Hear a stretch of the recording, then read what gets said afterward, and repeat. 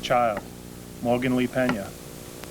We're coming upon an anniversary, November 3rd, where she was tragically killed in a car accident, with the other driver being on a cell phone, running a stop sign, and hitting the vehicle broadside. Violators of the law will be fined $150. Hands-free cell phones will still be allowed in the county. Vice President Al Gore. Marcus, thank you very much. A Roslyn Heights homeowner has died in a fire despite desperate attempts to save him. That fire broke out at 2:30 this morning in a home at 68 Linden Court. Police say 2 people in the house escaped, but when they went back to try and rescue a 3rd person, the smoke and the heat pushed them back. 57-year-old Dennis Bostad was pronounced dead at the scene, and detectives are still investigating. Nassau County Executive Thomas Galati. Talk a little football, and you can't complain about the Jets' 6-2 record and being tied atop the AFC East, but a glaring problem is turnovers. They had 4 in yesterday's loss to Buffalo. Vinny Testaverde had 2 picks and a fumble. He, for one, knows that's got to be eliminated. We have to overcome it and make sure that we're not helping the other team win the game like what happened yesterday with especially the 1 interception for the touchdown. Jones on his way. Touchdown, Buffalo. For the most part, it's the quarterback's job to make the right decision with the football, whether he's under pressure or no pressure. He's the one responsible for throwing the football and making the decision on where it should be thrown.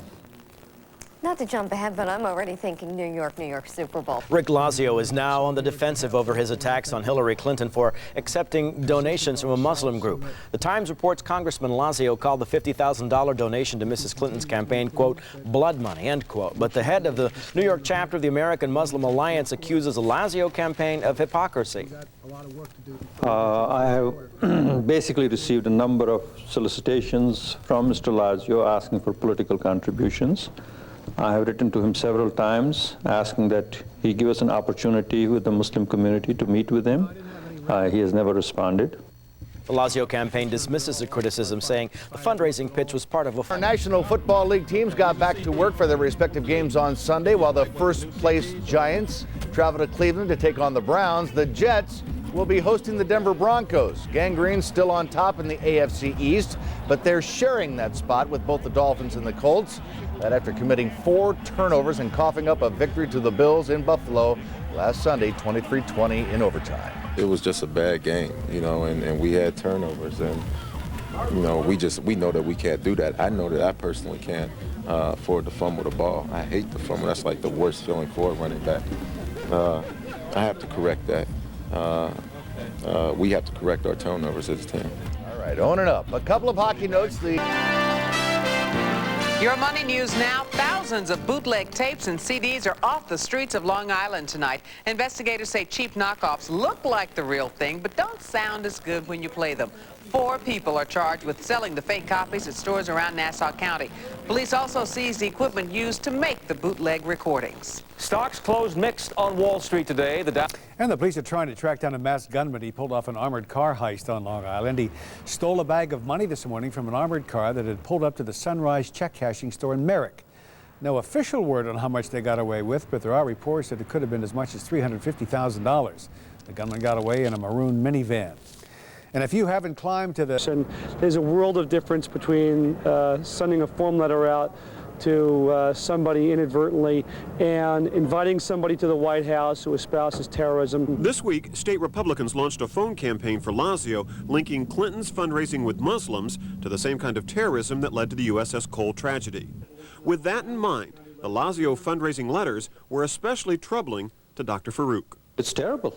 It's terrible. He's tainting the whole Muslim community, and it's like, you know, if an Italian gave money, it's like a mafia money. This is absurd. Every American citizen has a right to participate in the political process. Lazio on Wednesday night. They are 6-2 in a 3-way tie for first place in the AFC East as they get ready for Sunday's game in the Meadowlands against Denver. And despite last weekend's turnover-filled loss to Buffalo, these Jets never seem to give up. A lot of people talking about never say die. This is the first time that I've actually and literally witnessed and been a part of it. A lot of teams talk a lot about never giving up, but you can tell on the sidelines a lot of times when you get behind that a team is giving up, you can just feel it. I haven't felt that. High praise from veteran Curtis Martin. The Giants playing... Arrested in connection with the beating of immigrant workers on Long Island is in court today. Andrea Day has been following this story. She's in Central Islip with more. Hello, Andrea. Hello, Mario. Well, cops have known who he was for a while, but Christopher Slavin has been on the run, going possibly as far as Pennsylvania. Today, he's facing charges of attempted murder. Last night, Christopher Slavin walked into the Suffolk DA's office and surrendered. Investigators had been on the hunt for the 29-year-old ever since 2 Mexican immigrants were brutally beaten in Farmingville. The workers were taken into an abandoned warehouse with a promise of a day's pay, but instead were viciously attacked. Cops caught up with Ryan Wagner last month, who allegedly attacked the day workers along with Slavin. Wagner blamed his rage on alcohol and claims he's not connected to any hate groups. But detectives found Wagner covered in hate tattoos and say his partner in crime, Christopher Slavin, wears similar symbols on his body. Now, one of the victims in this case has since returned to Mexico. Other immigrants this morning say there's some relief today, but they still live in fear every day of being attacked. For now, we're live in Central Islip, Long Island. I'm Andrea Day, Fox 5 News. Mario, back to you. Thank you, Andrea, very much. Lashing out at Rick Lazio about campaign tactics, and Lazio is responding in kind. Our political reporter Dave Evans is live in Long Beach with the late details. Dave. Well, David, I think that the big development today in the New York Senate race is the fact that Governor Pataki has talked about those new phone ads from Republicans. He now says that those controversial phone calls linking Mrs. Clinton to terrorism were wrong. But if you thought that development would make Mrs. Clinton a kinder, gentler candidate today, you'd be wrong. Today, she is on the attack. Lazio said. Overnight, the Clinton team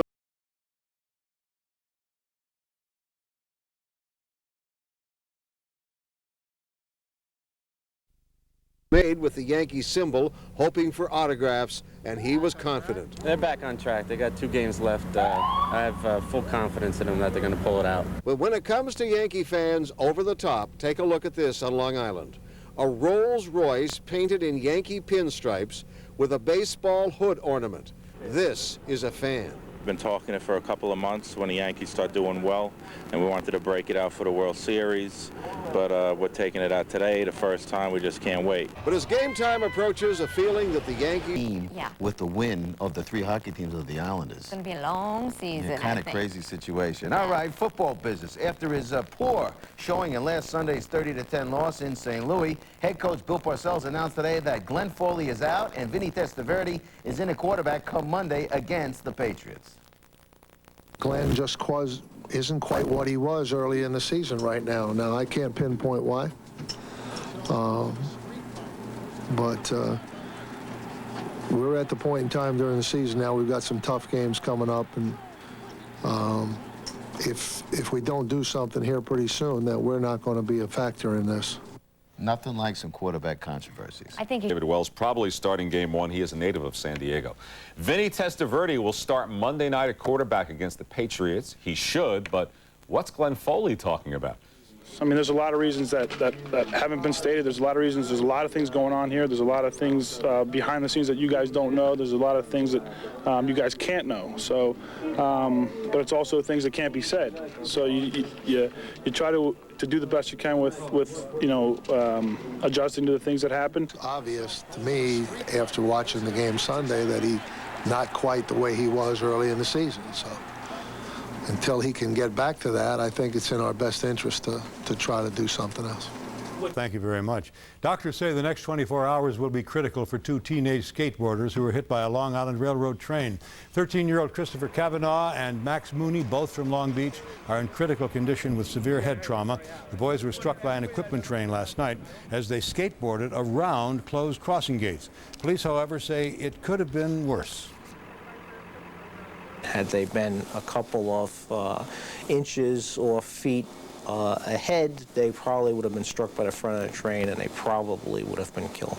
The accident happened at 5:30 last evening and closed the Long Beach branch of the LIRR in both directions for about 2 hours. Scott Clark. Months ago. A man in Long Island is accused of an unholy act, stealing from a church. Now, police tell us a witness saw Anthony Angelo break into the Holy Name of Mary Roman Catholic Church in Valley Stream yesterday. And when they got there, Angelo was also trying to break open the poor box. He's been charged with attempted petty larceny and possession of burglar tools. And cops say they were arrested today. Police say he tried to make off with the poor box from a church in Valley Stream. Police caught up with Anthony Angelo at the Holy Name of Mary Roman Catholic Church. Witnesses had reported that they saw Angelo with tools in hand trying to break into the collection box. The 29-year-old suspect will be arraigned later today. Also on Long Island, an accident leaves an 8-year-old boy hospitalized in critical condition. Taylor Thompson was on his skateboard yesterday near his Brentwood home when his friend pushed him between two cars and into the path of another car. Police have not filed any charges against the driver, Pablo Figueroa. This is sentencing day for a Long Island landlord convicted of a rather repulsive crime. Millions of motorized children's Jeeps and trucks are pulled from stores. Find out why and what you should do. Plus, another school crossing guard is injured, this time on Long Island. We'll have details.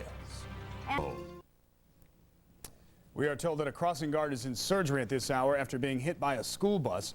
This accident happened in Hempstead on Westbury Boulevard and Burrell Street. The details are still coming in, but police say the guard was hit around 8:30 this morning and she was rushed to Mercy Hospital. Investigators are still on the scene. So far, no charges have been filed. In the Bronx, police... man is under arrest accused of road rage. Cops say Adrian Stallworth stopped short in front of a tractor trailer on the Sunrise Highway last night, causing a collision. He then got out and attacked the other driver. Police tell us Stallworth was upset that the truck had drifted into his lane. He's charged with assault and criminal possession of a weapon. Hit a crossing guard in Nassau County this morning in Hempstead at East Columbia and Burrell Streets. The guard's name is Joan Reardon. She's in critical condition. No charges were filed against the driver. Well, I'll tell you, there is one thing you cannot call this year's race for a New York Senate seat classy. In fact, it's getting to be almost embarrassing to voters in both parties in the state. Christopher Jones has the latest. Al D'Amato and Chuck Schumer are running a tight race for the U.S. Senate, but until now, few seem to notice. That has changed, not because of a discussion of the issues, but because Senator Al called Congressman Chuck a putz head. To me, it was simply a below-the-belt hit, the likes of which I have never seen before in politics. Schumer was not the only object of D'Amato's scorn. In a meeting with Jewish leaders, the senator called portly Congressman Jerry Nadler the waddler. It shows a disdain or a contempt for people in general, or perhaps even for Jews in particular. And I think you ought to apologize. Harshest commercial of its campaign, an ad recalling Congressman Lazio's attack in the first debate, thrusting that soft money pledge at Mrs. Clinton. Here, sign it right now, sign it right now. Today in Long Beach, Mrs. Clinton campaigned with Robert F. Kennedy Jr. and talked about the environment, but even that turned toward criticizing her opponent. If he is such a supporter of the environment, why did he vote to weaken the Superfund laws? If he's such a supporter of the environment, why did he vote for the Gingrich budget that would have decimated the enforcement powers of the Environmental Protection Agency? Congressman Lazio also in the final days of this race has chosen to accentuate the negative. Mrs. Clinton is the person who invited somebody to the White House who believes that terrorism and violence is an appropriate tool. She attended the fundraiser. She received the plaque. She acknowledges the fact, I think, that this person who espouses terrorism and violence has been on the public payroll. Congressman Lazio today is again upstate. He will likely remain there until Election Day. He has to do well in upstate New York, also here on Long Island, if he has any hope of countering Mrs. Clinton's big numbers in the city. Right now, she is leading according to most polls, but that lead is very, very slight. It is simply too close to call in the New York Senate race. Reporting live in Long Beach, Dave Evans, ABC 7. Any former librarian upset Forbes in the primary, but then had to face off against the fireworks maven with $1 million war chest. I don't have a lot of money, and they know that every single person who's voting for me is really voting for somebody who represents their views. And I think that's what they want. I think they're tired of politics as usual. Felix Grucci faced his own bumps along the road, including an investigation of groundwater contamination. But the supervisor of Suffolk's largest town didn't seem fazed. He took his son, Felix III, to vote for the very first time. Well, this has been a great learning experience, learning more and more about what's on the minds of the people, making sure that we take care of their issues that are important to them, issues of health care, Social Security, and the issues that are on the minds of the American citizens and the minds of the people of the 1st Congressional District. Whatever happens, it's the people in this community who have made it happen, and I think they realize that. The race to fill Rick Lazio's seat has been heated and sometimes downright nasty. Joan Johnson hoped to be the first black Republican woman in the House. Democrat Steve Israel vied to be the first Jewish congressman from the district. But both have accused the other of lying. And adding to the mix, 3 other candidates in the 5-way. Joseph Jerome will be arraigned today on charges of leaving the scene of an accident. Police say Jerome killed Carlos Torrens of Yaphank when he hit him last month as Torrens was walking home from work. And off-duty New York City corrections officers. And still ahead, the miracle of life. Just ahead on Eyewitness News, one of the tiniest babies ever born at one local hospital goes home. And Sam's forecast. Oh, isn't she adorable? She is being called a miracle baby. Madison Savoya weighed just 12 ounces when she was born July 14th. She's been in the neonatal intensive care unit at University Hospital and Medical Center in Stony Brook. Today, though, she finally got a chance to go home. Experts say it is very rare for a child born so small to survive. Mom and Dad are thrilled to be able to take her home, and doctors say she's going to be just fine. Just lovely. Isn't she precious? Let's talk about the weather, Sam. Race for president. And also a story of survival. A baby who weighed only 12 ounces at birth is now thriving and going home. Then the free credit card to reward. Ernie, the smaller they are at birth, the lesser their chances for survival. So when Madison Savoya was born back in July, doctors told her parents she had a 50-50 chance. Looking stronger and, of course, larger than she was when she entered the world 4 months ago, little Madison Savoya is finally going home. When she was born, they said that babies usually less than 500 grams wouldn't survive. But we had no doubt that Madison would make it. Indeed, she has. This miracle baby weighed less than 1 pound at birth. Mom Christine had severe high blood pressure, and Madison came into the world way early, at 28 weeks. We take care of many babies who are in the range of 1 pound to 1.5 pounds. To have a baby this much less than 1 pound is quite unique and quite extraordinary. And so it was a celebration for the staff to send Madison home at 4 pounds, 5 ounces and 17 inches long. Taking care of this particular preemie has been a new challenge, especially with her teeny tiny size. Everything has to be scaled down to size. All of the IV tubing, the endotracheal tubes are all very small, not too dissimilar from what we use with other tiny premature babies. She's changed our lives, and we're going to be the best parents that we possibly can be. Modern medicine has given babies like Madison a far greater chance for survival, and doctors say they've been able to reduce the risk for residual problems later in life. We have the use of surfactant, which is a protein that actually helps the lung develop, and we know the premature infant has a immature lung. More than a dozen preemies are under the constant care of doctors and nurses at NYU's neonatal ICU, including a set of triplets who are in good health despite their early arrival. For their parents, they too look forward to going home with healthy babies. Madison's parents have a long road to go with their baby, with weekly trips. Baby, just 12 ounces at birth. The amazing story is up next on a Fox 5 10 o'clock news. Only in theaters. There's been a tiny miracle on Long Island. Madison Savoya was born prematurely in July at 28 weeks. She weighed just 12 ounces. She lived in the ICU unit at Stony Brook University Hospital for about 4 months, but now she weighs 4.5 pounds and is strong enough to go home. Her doctors say she's a real fighter. Very few babies this small survive. Well, welcome home. You know, some of the... Sam on Fox 5. A car chase in Ohio ended in gunfire. It was all caught on the camera of the trooper's car. Happened last month, but the video has just been released. Police pulled over a stolen car and ordered the driver to drop his knife. He refused. They even sprayed him with mace. Still, he came at them. They shot in self-defense and killed him. Turns out the man had been using cocaine. And the police in Clifton, New Jersey. All right, Mike.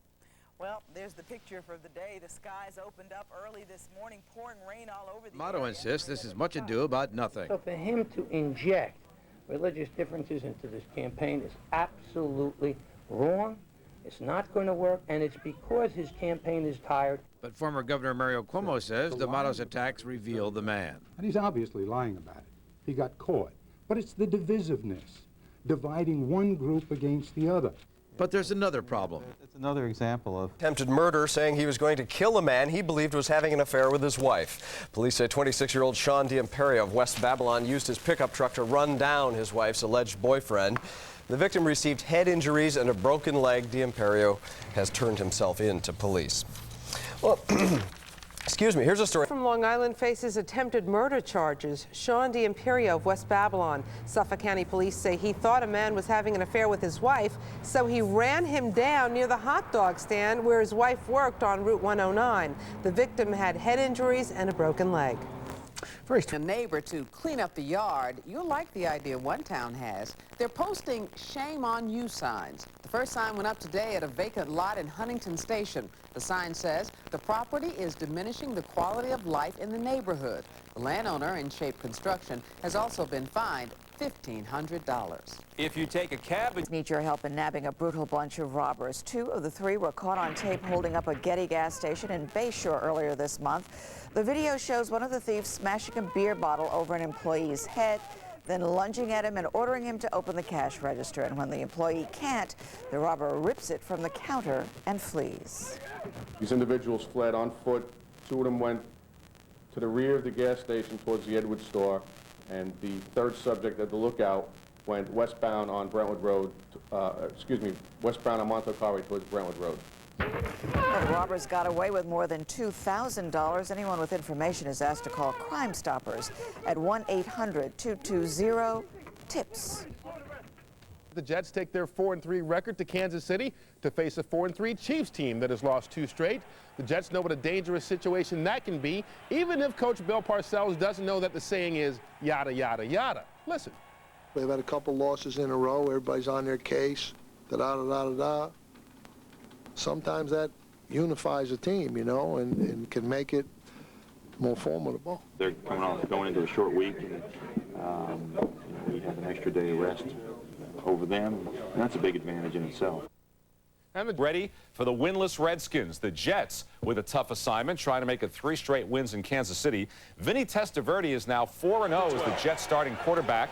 The 2 teams are going in opposite directions, sort of. The talented Chiefs have lost their last 2, but of course that doesn't stop the Jets coach from being concerned. I think this would do a lot for our confidence. I think our confidence is up a little bit now, but we're going to have to play well to beat these guys. There ain't any doubt about it. No doubt in my mind at all. We're going to have to play very well. For a trio of robbers who viciously attacked 2 service station employees. The violent robbery was caught on camera. It happened at a Getty gas station in Bayshore. After one robber attacked one of the employees, he went after a second employee to force him to open the cash register. When it failed to open, the attacker ripped the register from the counter and took off with it. The crooks got away with more than $2,000 in cash. Amazingly, the 2 employees suffered only minor injuries during their ordeal. With kids gathered, they stopped everything, they watched the history repeat itself, and of course, they helped out in the countdown.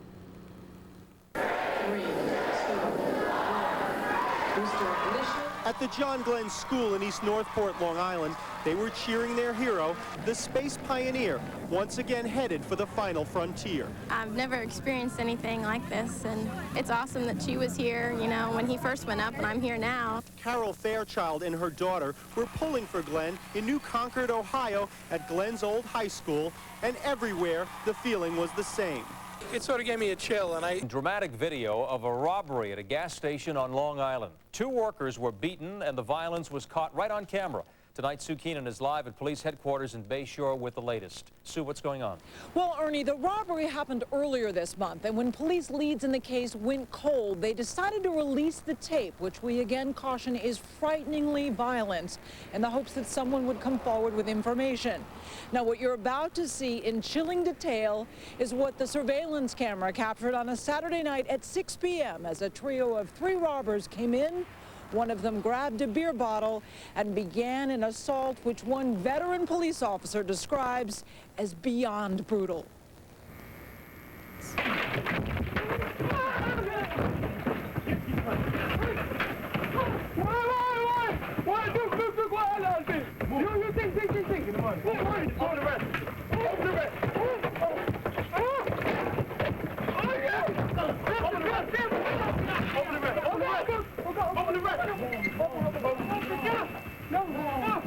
The robber demands the cashier open the register, but he is too nervous.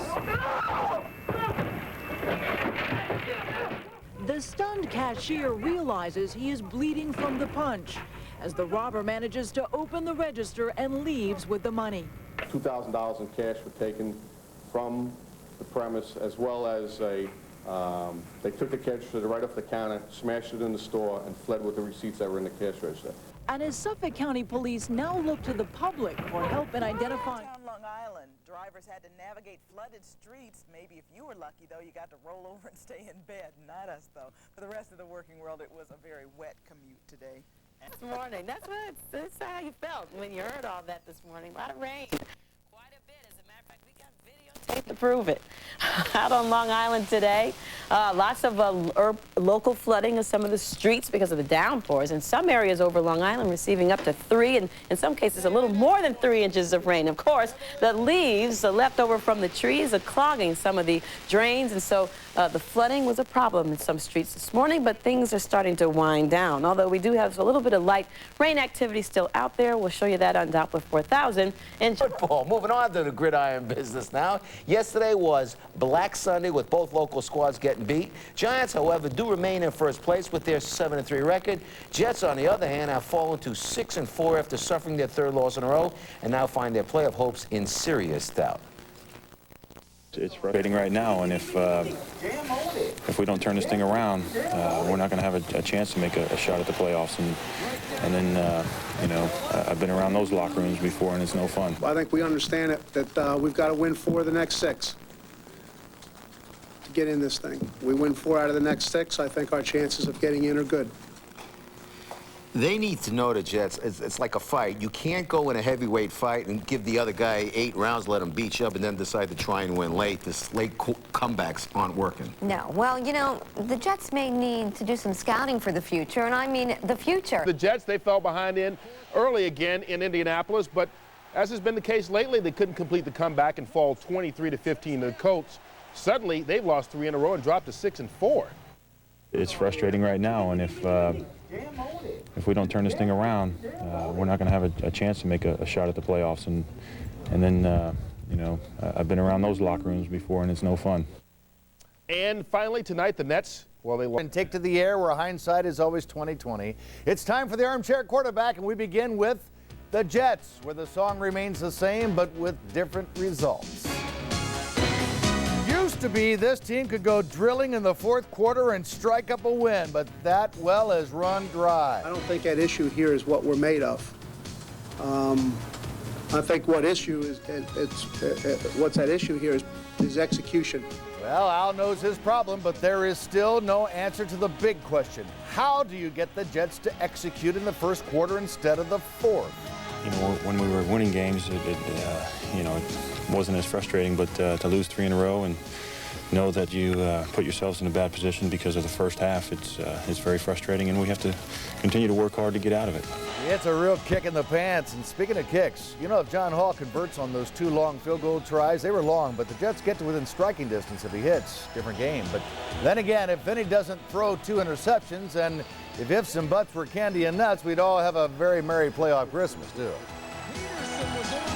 I think we understand it, that we've got to win 4 of the next 6 to to get in this thing. We win 4 out of the next 6. I think our chances of getting in are good. All right, you heard it. From the gang that can turn you green, we turn to the big team that gave its fans. A benefit brunch was held for 2 Long Island kids with a rare disease. 12-year-old Keith Quattrell and his 9-year-old sister Kristen both need kidney transplants. The good news is that each of their parents is a match for them. Their mother Janice is a match for Keith, Father Paul is a match for Kristen. In Patchogue, friends rallied to raise money for the transplant surgeries.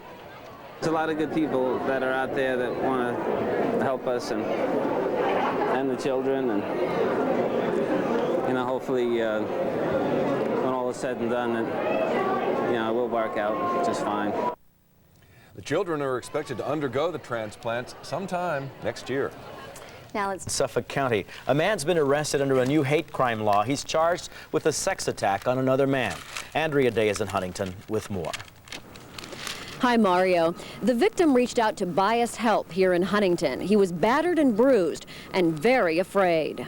He called him a faggot, he called him queer, he demanded oral sex from him, and then he jumped on him, pinned him down, began having sexual contact with him. All the time he was beating him and shouting anti-gay epithets. Jeffrey Reynolds says the 41-year-old victim struggled to get away, but was overpowered. When it was all over, he called the Bias Help hotline, and cops arrested this man, 42-year-old Michael Ashley. Ashley is charged with attempted sodomy and the first man in Suffolk County to be arrested under the new hate crimes bill. The bill was passed to send a clear message to hate crime offenders that this type of thing is not acceptable, and if you commit a hate crime anywhere in New York State, we're going to punish you for it. New York State was only one of 7 states that didn't have such a law, so clearly it was a big victory for the community that deals with these kind of crimes. Now, the hate crimes bill was passed earlier this year, and Michael Ashley will be arraigned on those charges later today. For now, we're in Huntington, Long Island. I'm Andrea Day, Fox 5 News. Back to you. The county executive has a new budget plan that calls for future property tax increases and union concessions. Thomas Galata claims the county's budget crisis will get even worse if his plan is not approved. Long Island correspondent Lauren DeFranco now live in Mineola with the details. Lauren? Well, Rob, now it's up to the Democratic majority to approve the 4-year plan or come up with a compromise, and quickly, because one thing is guaranteed. Without a plan, the state will take control of Nassau County's finances. Nassau County. Today, Nassau County Executive Tom Galata released the details of his 4-year budget plan. It includes a 7.9% property tax increase for the year 2001 and a 3% property tax increase for each of the following 3 years. I think we have a plan that is very viable, very realistic, that guarantees Nassau County's future stability, fiscal stability, and health, and I hope that the legislature will act upon it quickly. But Democratic Majority Leader Judy Jacobs is reluctant to say legislators will approve the plan, in part because the county executive vetoed the Democrats' original proposal to raise property taxes by 15% in 2001. We are looking at this 4-year plan, this 3-year plan, out-year plan, based on a first year that does not have the stability that our first year did. And we're being asked to give our approval to this. Richard Kessel is one of the 7 members Governor Pataki appointed to oversee Nassau's budget-making process. He says the timing is critical for Democrats and Republicans in the legislature to work together with the county executive to finalize this plan. A detective in neighboring Nassau County is also looking at a possible connection after 2 violent gas station robberies there last night. The one thing that is certain is that 22-year-old Parvez Khan and his 43-year-old cousin Mansour have dangerous jobs, and that gas station owner Ashad Ali has learned a lesson. Now I don't keep any money behind the counter. And you're back on the job. You have no problem? You have no fear? No fear, nothing. I enjoy my job right here. This is my cousin's job, and this is my job, you know. You're okay? Yeah, I'm okay. And you're back on the job? Yes. 4-carat engagement ring has been closed. The man accused of taking and then swallowing the diamond has pleaded guilty. 36-year-old Robert Gunsberg was busted last year on Long Island. The diamond ring was worth $50,000, and as police closed in on Gunsberg, they say he swallowed the ring. X-rays showed the diamond was in his stomach, but it disappeared before doctors could remove it. It was finally recovered when a woman tried selling it on the street.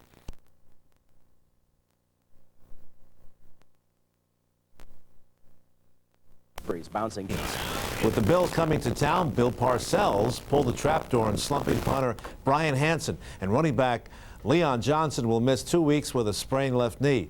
The Jets' victory on Sunday created a four-way tie atop the AFC East, leading in division play at 3-0. The hunt for the playoffs begins now. New England's back on track. Buffalo's won 5 in a row. They're on a hotter streak than us. We've won a couple of big road games, which not all those other teams have done. So they're going to have to go on the road and beat somebody. We went to New England. We won a tough game there on the road. Now Kansas City.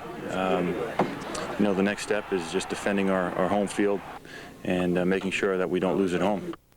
The Giants will have their hands full Sunday in Dallas. But the Jets found a way to win. To wit, the armchair quarterback bobbles back and throws a salute to Gang Green. Drawing all their power, they were answered for their work. It's a good win for us. I think it does do something for our confidence. If they could stop the Jets' running game, and that they did, to 53 yards, they were on their way to victory. So they waited in the mud for some slop to come their way. And it did.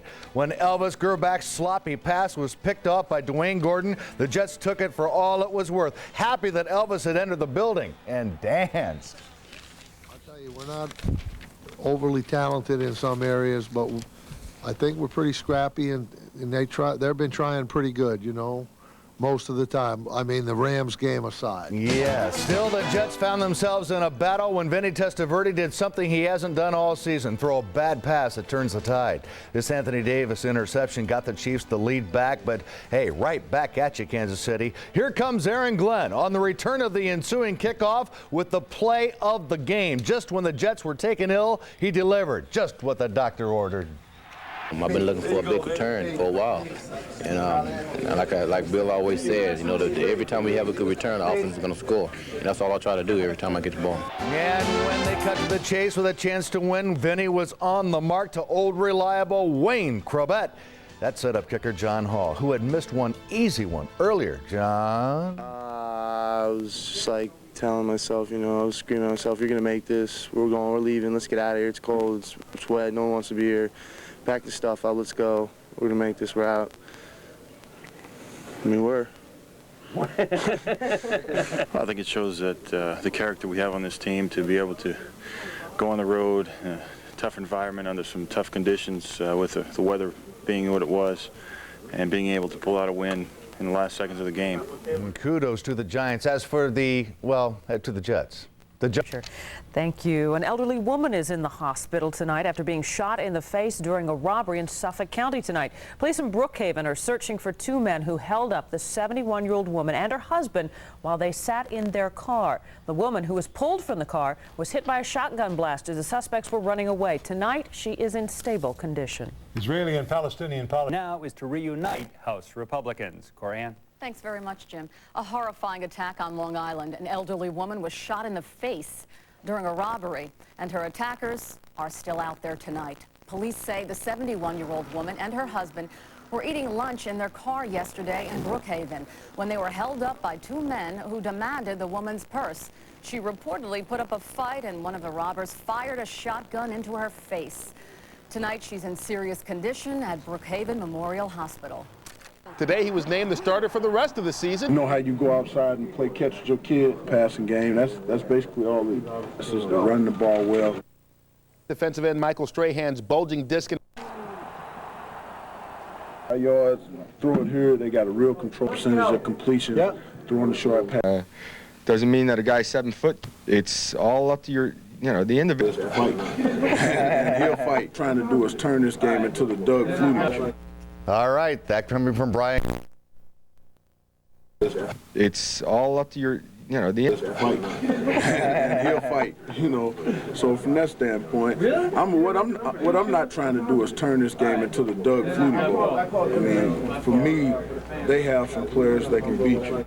All right, that coming from Brian Cox, the Jets linebacker. And we're him anymore. And now it's up to the county executive and the legislature to agree to a 4-year plan and send it to us. I think there's enough people in power in Nassau County who feel that once they get a control board, everybody is off the hook, that the state will take care of it. It'll treat it like a good foster child. It'll see that the county is fed and taken care of, which is a drastic mistake. And analysts say local politicians have made this budget battle so personal that they had the inability to come together. And analysts believe that Nassau County is inching closer to a state control board. Reporting live from Mineola, Long Island, Lauren DeFranco, ABC 7 Eyewitness News. Thank you. At a Long Island dry cleaning shop sent 4 people to the hospital. Fire marshals tell us a gasket failed on a high-pressure pipe at the New Clear Cleaners in Long Beach. One worker was hit in the face with steam along with a dry cleaning chemical known as PERC. His face and lungs were burned. 3 others suffered minor injuries and were sent home from the hospital. In Texas, federal investigators still trying to figure out what caused a news looking for a free ride on the subway. Officers have been leaving the gates open next to the turnstiles at busy stations. When people go through the gates to beat the fare, cops slap them with a ticket. One man who got caught says it's not fair because he doesn't ride the subways often and he didn't know he was breaking the law. There was a door wide open and many people were going through it. So I looked at the sign quickly, I was in a rush, and I went through the door. Mr. Merkel says he's going to fight the $60 tickets. So far this year, police have given out 86,000 of those tickets. That thing's a killer. And it hurts. Meantime, Jim Fossil, I mean, how many cliches was in that? Yeah, quite a few. Man, he meant every word of it. I'll tell you what, though, he's trying to fire up his team. Yeah, they need it. Thank you. 20-3 win over Miami puts them right back in the AFC East race, 1 game behind the Fins. Coach Al Groh liked what his team did, how they responded to the must-win situation. I thought the players did an excellent job of just rising to the occasion and making plays. It really became a player's game. You know, the guys out there, once you get a feel for how this particular game is flowing, they've got to respond to it, and I thought the players did a great job with it. They sure did. The Jets, though, are keeping mum on running back Curtis Martin. For own injury woes, Curtis Martin left the Miami game with what was described as a back injury. Now the Jets are being vague about the injury and his prognosis. Meanwhile, if he plays, he plays. If he doesn't, he doesn't. And that's about the extent of where we'll go with that. I'm not being evasive. If he's going to be out for the game, I guess we'd say he's out for the game now as well as on Wednesday. They say the injury is in the pelvic area. Monday night evil with running back Curtis Martin's bad back. Coach Al Groh says tests are still going on and he knows nothing. Of course, with Martin out in the second half yesterday, former Dolphin Bernie Parmalee was able to run for 2 touchdowns against his old team and give the Jets a 20-3 win. Bernie's a tough guy, and I've had a saying in my mind over the years for a long time that it's tough guys you can trust. Bernie's very responsible to himself, holds himself to a high standard, and as a result, whatever you give him to do, you know it's going to be done to a pretty high level. Meanwhile, the Giants. Jets, Jets. Shh, keep it down. But the Jets show they can win a football game without a desperate comeback in the fourth quarter. They did it with defense, folks, defense. I thought the players did an excellent job of just rising to the occasion and making plays.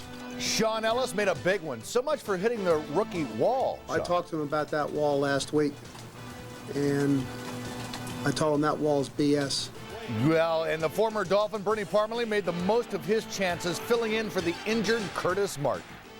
That's what they paid me for, you know. That when he went down, I was the next man in line, and I didn't want to let the team down. Well, mission accomplished, but when it comes to the... We're riding the train on Long Island Railroad's Ronkonkoma line this evening. You were probably late for dinner.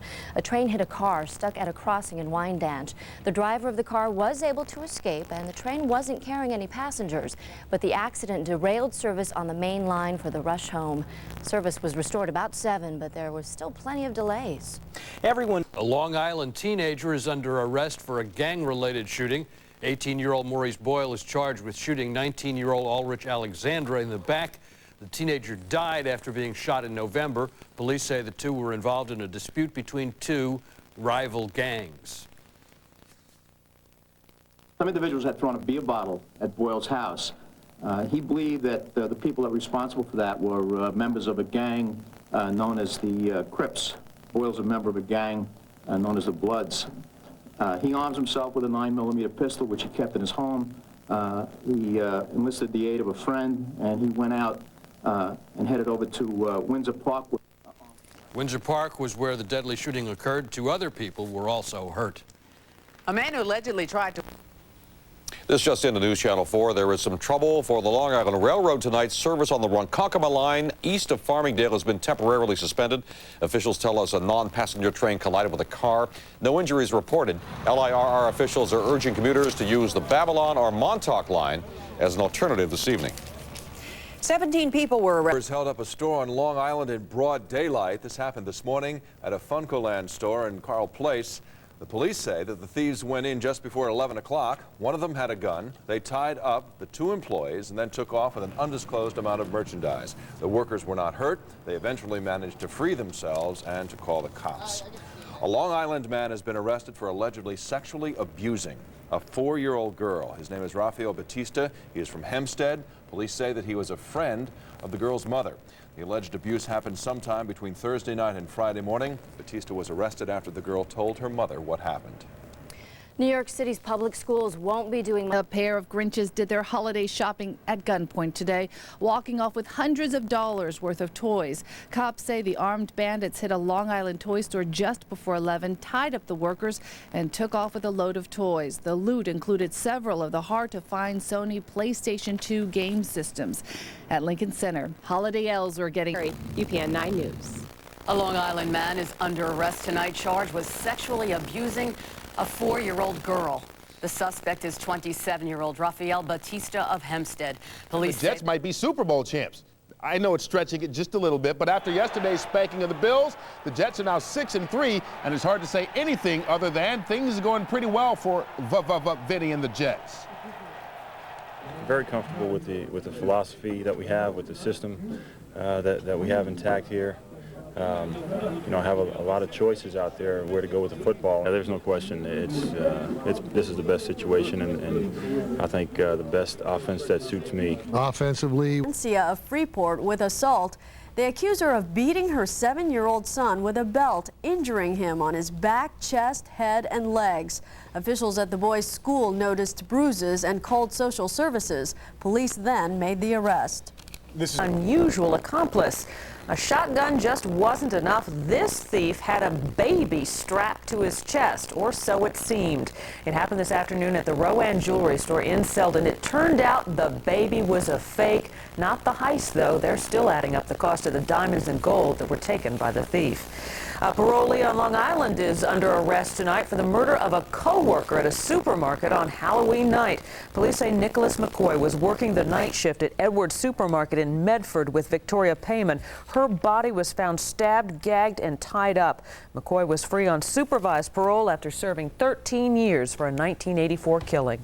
New Jersey Governor. With 6 games left, the Jets either wise up and play hard, or they're just another lounge act, just another street corner wannabe, just another never will be. And if they don't play smarter, Bill Parcells will have new guys next year. Yesterday's 24-23 defeat to the 1-8 Colts puts the Jets a game off the lead with a 6-4 record. There are 6 games left. It's either Bill's way or the highway. That was a very untimely loss, and it was in our division. And our 3 other division teams had beaten them in their place, so that makes it a little tougher to swallow. The Jets made the kind of mistakes that come back and take a bite out of you. Vinny Testaverde's interception on his first pass led to a Colts field goal. Then John Hall's unnecessary roughness, flinging a kick returner while out of bounds, led to another Colts field goal. The Jets were only 3 of 11 on 3rd down. The receivers had a case of Butterfingers. And when Fred Baxter was alone in the back of the end zone, he didn't stay in bounds. Instead of a touchdown, the Jets kicked a field goal. That's a 4-point mistake. You know, the first play is intercepted. We had a couple of fumbles, a couple of drop balls, a couple of penalties that were costly. So all those things add up, and when it's all said and done, we go home 6-4. While the Jets didn't score in the second half, they let rookie Peyton Manning look like Joe Montana. Loose tackling as the Colts converted on 4th and 15 in the winning drive. For all the good things that have been said about our defense, yesterday was all washed away, because you just don't allow a team to come back and beat you with 2 scores. Here's the winning touchdown. Manning to Marcus Pollard with Otis Smith unable to keep him from scoring. It was a crucial point in the game. You know, they were driving. You know, it wasn't very much time left. They scored. We had, 20 seconds or whatever left on the clock. and, you know, I didn't get the job done. And Tuna said it was his worst defeat as head coach of the Jets, who can't shake their legacy of losing late to bad teams. Look, I don't have a crystal ball. I don't know. You know, no one knows what's going to happen. Next up for the same old Jets, the red-hot Oilers of Tennessee. Yes. The Yankees, Russ, they acquired relief pitcher Dan Nolte from Minnesota for minor league third baseman Alan Butler. The Rocket is the Rocket. 5 Yeah. Cy Youngs. That's really something special. Incredible. All right. Football business. P.U. That is the only way to describe the Jets losing to the lowly Colts in Indianapolis yesterday. But today, Bill Parcells was back, picking up the pieces with the playoffs in mind. We still have a good chance if we can play well from here. We have a lot of teams in the same boat, so whether we can or not, I don't know. But that was a big missed opportunity because we could have put about 3 teams behind us, you know, at least temporarily. Bill warned his players all week, be careful, and sure enough. We begin with the Jets, as the armchair quarterback gets all shook up in the Hoosier shakedown. The Tuna kept warning them all week long and into the locker room at the half, but his team did not heed the call. And today they must live with their load. This is not a good Monday for the New York Jets. I think it's a little disturbing to everybody today that, you know, we had our opportunities in that ball game, and we could have came home 7-3, but, you know, we're faced with the reality of it. It was an exercise of inefficiency, where scoring sojourns went down in out-of-bounds missteps, where passes were dropped, even that sure-handed Wayne Chrebet, where tackles were missed at the most crucial sets, and challenges just simply were not met. Tackling is just attitude. That's all that is. You know, you're cautious, you're apprehensive, you're not aggressive, you don't tackle well. And that's the way we were on that 4th and 15. So now the Jets, who sat in the division driver's seat heading into Indy, have now been carried into a second-place We need to funk. understand that we have to put everything that we can in each and every game in practice, or else we're less than average. And we got some people on this team with learning. Assaulted the daughter of an acquaintance. The little girl told her mom she was in pain, then revealed what happened. Doctors at a local hospital confirmed that the child was sexually assaulted.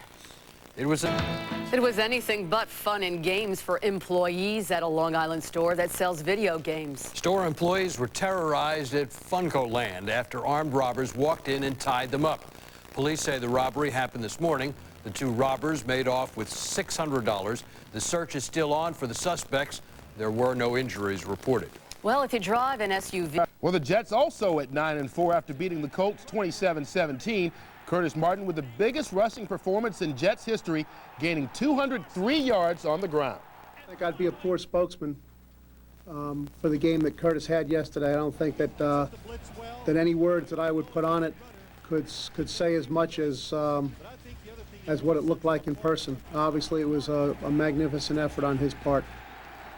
Oh, and before we get too far away from the talk... Been all fire and brimstone. Meantime, the Jets continue to march towards the playoffs, led yesterday by Curtis Martin. Inspired by Bill Parcells, who told Martin it was time to get it going, the Jets running back rushed for a personal best and a team record 203 yards. This 55-yard run in the second brought the Meadowlands crowd to its feet yesterday. The Jets beat the Colts 27-17. It's their first victory over Indy in 4 tries. I think I'd be a poor spokesman for the game that Curtis had yesterday. I don't think that that any words that I would put on it could say as much as what it looked like in person. Obviously, it was a magnificent effort on his part. And on the schedule tonight, the Knicks will host the... On you, Daniel Snyder. He runs business like he's running a circus. It's going to be hard to find someone who wants to play or coach for him next season. The Jets in December seem like a good combination again this year. Yesterday's 27-17 win over the Colts, highlighted by 203 yards rushing by Curtis Martin, puts them closer to making the playoffs and their goals on target. We planned on being in the hunt. I think to do otherwise would have been defeatist and to put a ceiling on the team as to what they could accomplish. We set as a goal for the team before training camp started to win the AFC Eastern Division. That I didn't put that up there to BS them. I put it up there because I thought that we had good enough players on the team that if the players came together as a team and played to their potential, that the players could make it this kind of team. And I think they're the guys who have done that. Now, they still trail the Dolphins in the AFC. Giants are hosting the Steelers now, which is of great interest to the Jets, because if the Giants are able to beat Pittsburgh and the Jets win their game in Oakland, Gang Green would clinch a playoff spot. Got it? Well, others are superstitious about mentioning the playoffs, but Vinny Testaverde, he takes a quite different approach. Vinny? I think if you try to pretend like it's not there, it becomes a distraction to you a little bit. So that's why you've heard me talk about it for a number of weeks, and even when we struggled, you know, it's always the main goal was to try and make it to the playoffs. Keep it in the open, keep it in the forefront. Finally, it's Thursday night. It is time once again to reach for the outreaches in sport. Yes, it's time to enter that place we call the highlights. New fight in earnest. Jim Fossil says they will begin the fight again Sunday night here on Channel 9 against the Dallas Cowboys. We will see. The Jets are determining the extent of Vinny Testaverde's groin injury after suffering their worst loss of the season, 31-7 at Oakland. Al Grove's gang failed to clinch a playoff spot and move into a first-place tie in the AFC East after an all-around poorly played game. There's never any qualifier on it for me. We either win or we don't. And if we don't, my feeling about it is always exactly the same. It didn't go the way that we wanted it to, and it's important that we only play that game one time, and the game is done, and it's time for us to get ready to play the next game. So does that mean the season is on the line Sunday against Detroit? I'd say if you did the math, you'd come up with that conclusion. All right, after losing out in the mic. To settle into that chair where hindsight is always 20/20. Perfect. Time for the armchair quarterback, but we could not see this one coming. Rick Lyle's broken leg just added to the long list of conduct detrimental to the Jets team last night. We had too many penalties, sacks, turnovers, missed tackles, quarterback out of the pocket, and long passes against us to win. Not to mention passes that should have been caught but weren't. The usually reliable Richie Anderson had a case of the bobbles, and the Raiders took those chips and ran with them right to the bank. On another 4-interception night for the Jets, Vinny tossed 2 of them before leaving with a pulled groin. He's questionable for next week, and what was even more questionable, the Jets' running game. It totaled 10 yards. I think it was those blocks and tackles and those things that had a much greater effect on the outcome of our team than a pulled muscle did. Hey, look, it's just a question if you want to win. You know, if you want to win, you do what you need to do to win, which is get the hell going. All right, well, that's exactly. Scale Mall in Syosset. Members of the Nassau-Suffolk Building Trades gathered in support of a plan to demolish an old factory and build a $3 million mall. They believe the project would generate new jobs and cushion the property tax. It was back to practice day on the gridiron. The Giants can clinch the division with a win over Dallas Sunday night in Dallas, and the Jets can clinch a postseason bid with a win over the Lions. And the Jets plan to have Vinny Testaverde at the helm. The Jets quarterback was roughed up by the Raiders and suffered a groin injury last Sunday night, but he's back practicing and is listed as probable. This is very important for us. If we win this game, we're in the playoffs, and that's our focus. We have a tough team coming in here. We're fortunate to be playing at home in front of our fans, which we're going to need, and it's an exciting time of the year for us. All right, back to... One win away from the P word, playoffs. I was wondering what you were talking about there. All right, with the victory over the Lions this Sunday, the Jets can guarantee themselves indeed a playoff berth, so it's important to have their top gun, Vinny Testaverde, ready to fire. But in their horrendous performance last Sunday out in Oakland, Vinny went down in the first half, suffering a strained groin, and when the Jets came out for the second half, Vinny remained on the bench. I'm going to do everything in my power to be out there. Some guys just don't get it, but collectively, it makes us a team that's immature. That kind of says it all, doesn't it? So now... 5-50. You know, I don't think I've heard people freak out more about a Week 10 loss by a 6-4 team than they are about yesterday's 24-23 defeat by the Jets in Indianapolis. Not that any loss isn't disappointing. It's a big disappointment to me. I think it was a step back. But we have 6 to go, and we're still in this thing, so I just got to try to put it behind me. I'd probably be harder for me than most everybody else around here. These days, the Giants... Very much. In other news tonight, a serial rape suspect is off the streets tonight. Police arrested Bart Roman in Freeport, Long Island. Officers say the Brooklyn man tried to grab a woman off the street. Roman is also suspected of 4 sex attacks in Brooklyn. They include the rape of a woman on the G train in September. Police say he left the borough later that month. He also is charged. He changed his hairstyle after his mugshot was published. Point to a Jets victory on Sunday at Indianapolis. The Jets are coming off wins, impressive ones over New England, Atlanta, Kansas City, Buffalo. Now they face the lowly Colts, the 1-8 Colts, the same team the Jets demolished back in September, 44-6. But what looks easy on paper should bring up a red flag for the Green. Jets fans recall the game with St. Louis. Your team figured they'd have an easy time with the Rams, but had their heads handed to them. Jets have not forgotten and vowed to be ready this time. Knowing that we all can play together and the thing is happening is everybody is protecting each other's backside, and as long as you play together as a team, you don't get comfortable in thinking that because this team's 1-8 that you're going to take them lightly. Because if you try and take them lightly, that's the time that they'll come and slip up and get you. It's always easier said than done. We'll see what happens. A series of subway sex attacks is in custody tonight. 26-year-old Robert Gaines was arrested on Long Island for 2 sexual assaults that happened in Freeport yesterday. But police believe Gaines could also be responsible for a string of sexual assaults in Brooklyn that have taken place over the past couple of months. All 4 of the attacks took place at subway stations and at bus stops. Local developments now. Women subway riders may feel more at ease tonight. A suspected subway rapist is in custody. 29-year-old Bart Roman is under arrest in Freeport, Long Island. That's where he allegedly tried to grab a woman off the street. Roman is accused of raping a woman on a G subway train in September. An hour later that same day, he allegedly abducted a teenager from a J Street bus stop, raped her. In 2 other attacks in Brooklyn, the police say women fought Roman off. A Long Island man suspected in several rapes is behind bars tonight. Police say he's the same man who was wanted in those Brooklyn subway attacks we've been telling you about, the so-called transit rapist. His real name is James Smith, but he also goes by Bart Roman and Robert Gaines. He's 26-year-old. Police say he grabbed a teenage girl who was walking in Freeport, but she got away and called police. He's also charged with sexually abusing another girl in Freeport about a week ago. 22 people were over. Story tonight, the arrest of a man police say is responsible for a string of rapes and sexual assaults over the past 2.5 months. Joe Torres is in the newsroom. He's been following this story. Joe, I think a lot of women are going to rest easier tonight. Absolutely, Bill. Police in New York have been looking for him for 2 months, but it was police on Long Island who apparently tracked him down. Now authorities say there is one less rapist preying on women. They arrested him in Long Island on exactly the same charges he was wanted for here in New York. On Thursday, Nassau County Police arrested 26-year-old Robert Gaines after the alleged attempted rape of a 15-year-old girl and the sexual assault of a 16-year-old. Here in New York, police knew Gaines as Bart Roman and James Smith.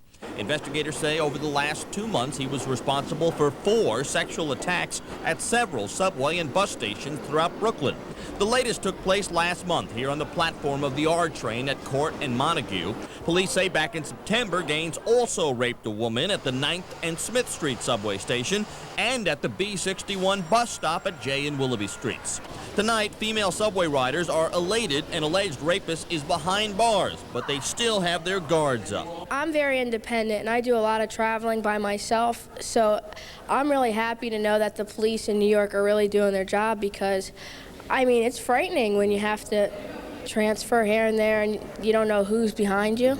Watch your back and make sure you just have somebody that can watch over you. I wouldn't go alone very far. It's fabulous. I mean, there's so many though, it's not really that comforting, so. Still got to be careful. Yeah, you know, I still carry my pepper spray around. Now, police say Gaines was homeless, and that may in part explain why authorities say he spent much of his time riding the subways between Brooklyn, Queens, and Manhattan. Celeste, several Long Island students never made it to class this morning because the car they were in went out of control. The accident happened outside Sachem North High School in Ronkonkoma. Police say an 18-year-old student was driving 2 friends to school. The car suddenly skidded off the road and hit 5 students in the crosswalk. Apparently he lost control, most likely due to a combination of factors, speed, wet roadway, and apparently there's an oily substance on the roadway here that made the road slippery. One student is reported in critical condition. The others were treated and released. Has accused her of making a terroristic threat. Police arrest a man on Long Island on charges of sexually abusing a teenage girl. Police Alfonso Hernandez, there in the gray and red sweatshirt, abused a 14-year-old girl in a playground in Freeport yesterday. Hernandez pleaded not guilty in court today. A recent report that students were hurt today on Long Island when a car went out of control in Ronkonkoma. Police say this week and help this team get in the playoffs. And that's my job as a quarterback, is to help this team produce wins. And if I can do that, you know, and I feel healthy enough to go, then I'm going to go. We will see. 18-year-old Henry Castro Roosevelt was arrested and charged with grand larceny and endangering the welfare of a child. Fortunately, the 4-year-old was returned to his father unharmed, and tonight police say there's a lesson to be learned from this story. There's just too many people out there who might take that opportunity, get in the car, jump and go. Not only that, but you may be endangering your own child. You leave your keys in your car with the car running, that child may get out of the safety seat or the seat belt, climb into the front seat, and maybe put the car in gear, and maybe be injured in that vein. If police discovered a similar situation, we could make a case for endangering the welfare of a child, but that would all depend. I mean, I think most police officers, if they saw a child sleeping in the back of the car, would try to find that parent and kind of let them know, hey, listen, get back to your car, take the keys, you know, don't do this again.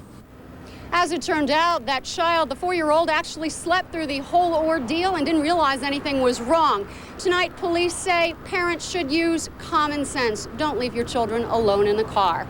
We're live tonight in Mineola. I'm Joanne Pileggi, UPN 9 News. Back to you, Brenda. Joanne, thanks. Good advice. Police talk about the weather here on Fox 5 Live. Freezing rain caused problems in several parts of our area. Snow plows were out early this morning clearing some roads in Westchester, although some commuters still had to contend with freezing rain on that ride to work today. Parts of New Jersey were just as bad. The salt spreaders were out before dawn, but that didn't stop motorists from getting into a few fender benders here and there. And on Long Island, a little bit of flooding on Northern Boulevard and Great Neck. That slowed things down, as you can see as well.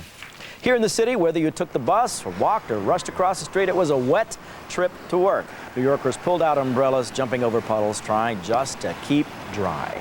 So let's see what we're in for the force. Lauren. Well, Tim, police say these teens certainly stuck close to home. In one case, we're told they pointed a pellet gun at the head of a fellow classmate. And in another case, one of the teens was a regular customer at the store she allegedly helped to rob.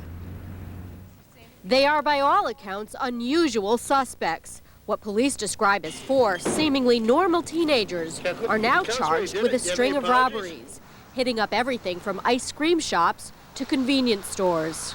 The reason behind the robbery appears to be just a spur-of-the-moment quick cash. Police arrested 3 Hicksville High School students, 17-year-old Joseph Hoffman, Joseph Majewski, and Layman Trayor. 18-year-old Kathleen Fitzpatrick, a student at Stony Brook University, is also under arrest. Police say she drove the getaway car. The teens are now linked to 8 robberies in Hicksville, 1 in Woodbury, and another in East Meadow. Detectives say they were armed with pellet guns and wore masks. He stand here and show him gun to give him money. I just got up, didn't know he had a mask on or anything. I turned around, he was holding the gun to my head, like 5 feet away. He showed a gun. So just give me the money, you know? Police say they got a lucky break in this case when a witness described the teens and the car they got into immediately after a robbery at this cards and gift store. Detectives put out a description of the maroon Plymouth Duster, and a police officer noticed one like it in this Burger King parking lot. He approached the suspects. They relatively quickly realized that it was over, that their little spree was finished. Now, police believe the motive was money, but the teens were clearly getting carried away. Detectives say they robbed 3 stores just last night. They are all charged with several counts of second-degree robbery. Reporting live from police headquarters, Mineola, Long Island, Lauren DeFranco, ABC 7 Eyewitness News. Thank you, Lauren. As expected, the dose of wintry weather overnight, creating dangerous road conditions during the morning rush hour. Here in the city, the precipitation was mostly rain, but lots of it. It was a messy, gloomy morning on the way to work or school. In Great Neck, the storm brought road and street flooding, and that could have been much worse. Upstate, Rochester and Syracuse received 6 inches of snow. And in Rockland County, slippery conditions sent a bus sliding into an embankment.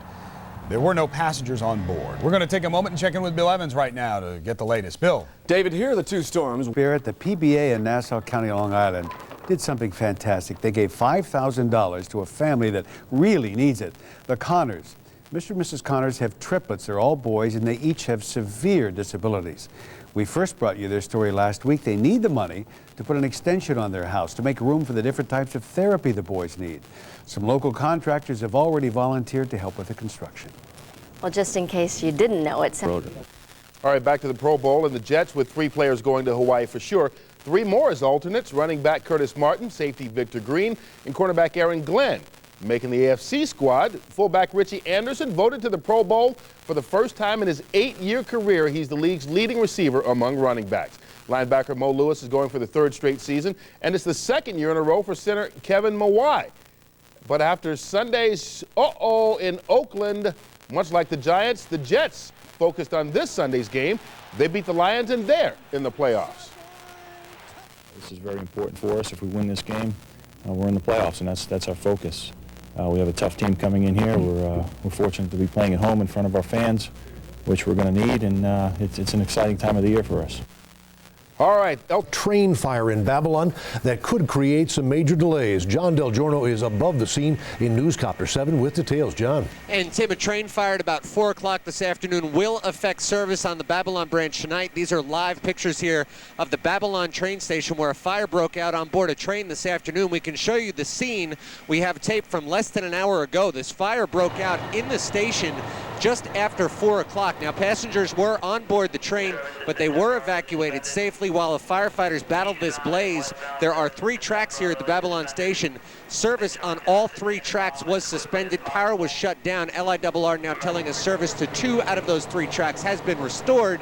Service now running on the Babylon branch with delays. RR's Babylon line can expect delays this evening, and that's because of fire that broke out on a train in the Babylon station late this afternoon. No one was on board the train at the time. The fire will affect service in both directions. No word on just how long. Is dead after his mattress caught fire. He lived on the 4th floor of an apartment building on Terrace Avenue. Firefighters say that he managed to pull his smoldering mattress into the hallway, but they say that someone else threw clothes on top of the mattress. That made the fire worse. The road may have combined to cause an 18-year-old driver to lose control and hit 5 other students in front of the Sachem North High School. 1 student, critical condition. The others were treated and released. A very big cub on Long Island. Find out how this little guy ended up at an animal shelter. Plus, the federal government gives the okay. Shelter in East Rockaway. A 65-pound lion cub named Simba was turned in by a Brooklyn man last night. The SPCA says the man bought Simba illegally and can no longer take care of the growing cub, which is now being treated for a broken leg. Animal officials say the lion will probably be sent to a wildlife rehabilitation center in Florida. Cute little guy. On Long Island have charged 2 men with a push-in robbery on Halloween. Detectives say 22-year-old Sean Taylor and 21-year-old Carlos Holmes, both of St. Albans, Queens, forced their way into a home in Westbury. Police say they tied up the occupants and fled with an undisclosed amount of money and personal items. The men are charged with first-degree burglary. Contract talks are set to resume. 30 people are suing the town of Huntington. They claim racial discrimination and civil rights abuse on the job. And as Chris O'Donoghue reports now, this isn't the first time the town has faced this type of lawsuit. They are laborers, equipment operators, and maintenance workers. They either work now or used to work for the town of Huntington, Long Island. All claim they've endured years of discrimination and open bigotry on the job. Today, 30 of them banded together in a $100 million federal civil rights lawsuit. I have been called buckwheat, Sambo, black boy, you name it. Here they got a black puppet doll, face painted black, scarf over its head with the lips painted ruby red with the eyes open, with a lasso around its neck. One worker even claimed that a supervisor displayed a plunger with the handle painted red during the time of the Abner Louima case.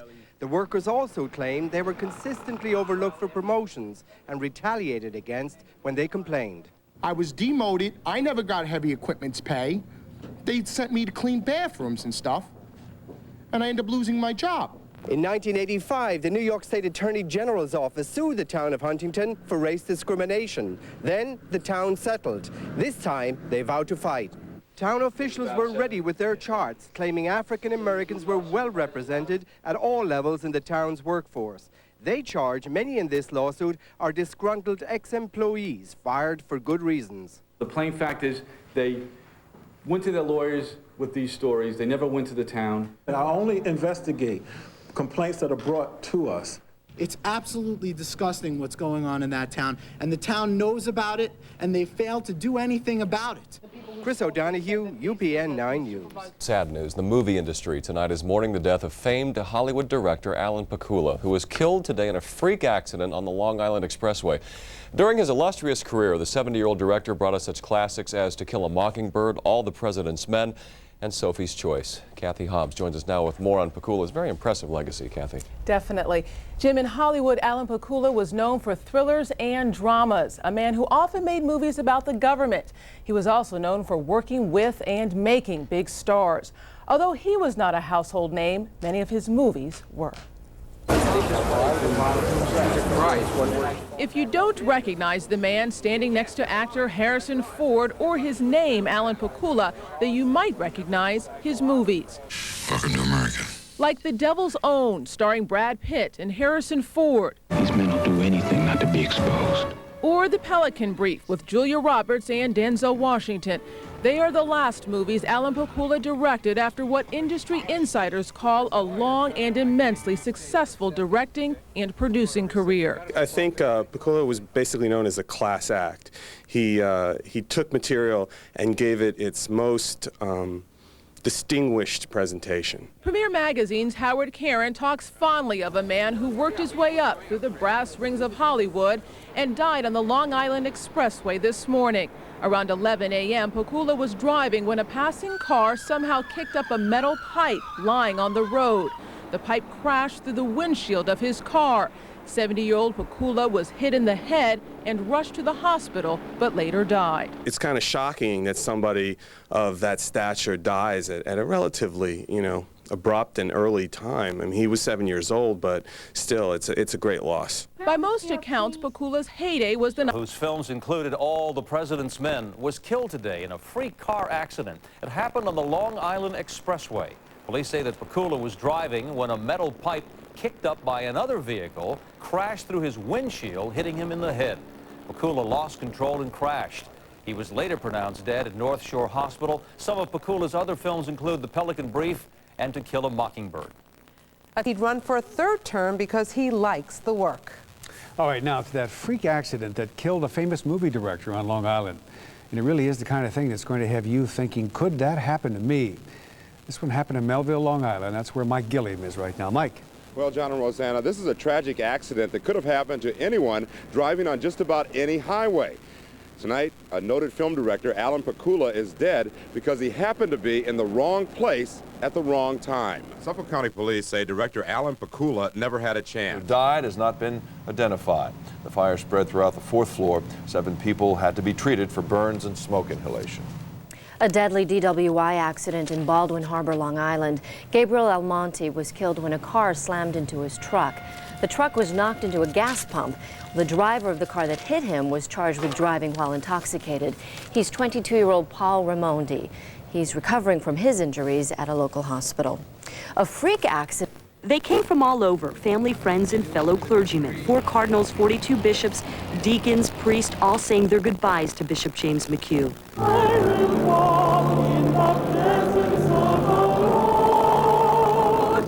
More than 1,000 people packed St. Agnes Cathedral for the 2-hour-long funeral mass. New York Archbishop Edward Egan was the main celebrant, while McHugh's close friend, Bernard Cardinal Law of Boston, delivered the homily. On first impression, people could be intimidated by his strong intellect and no-nonsense style.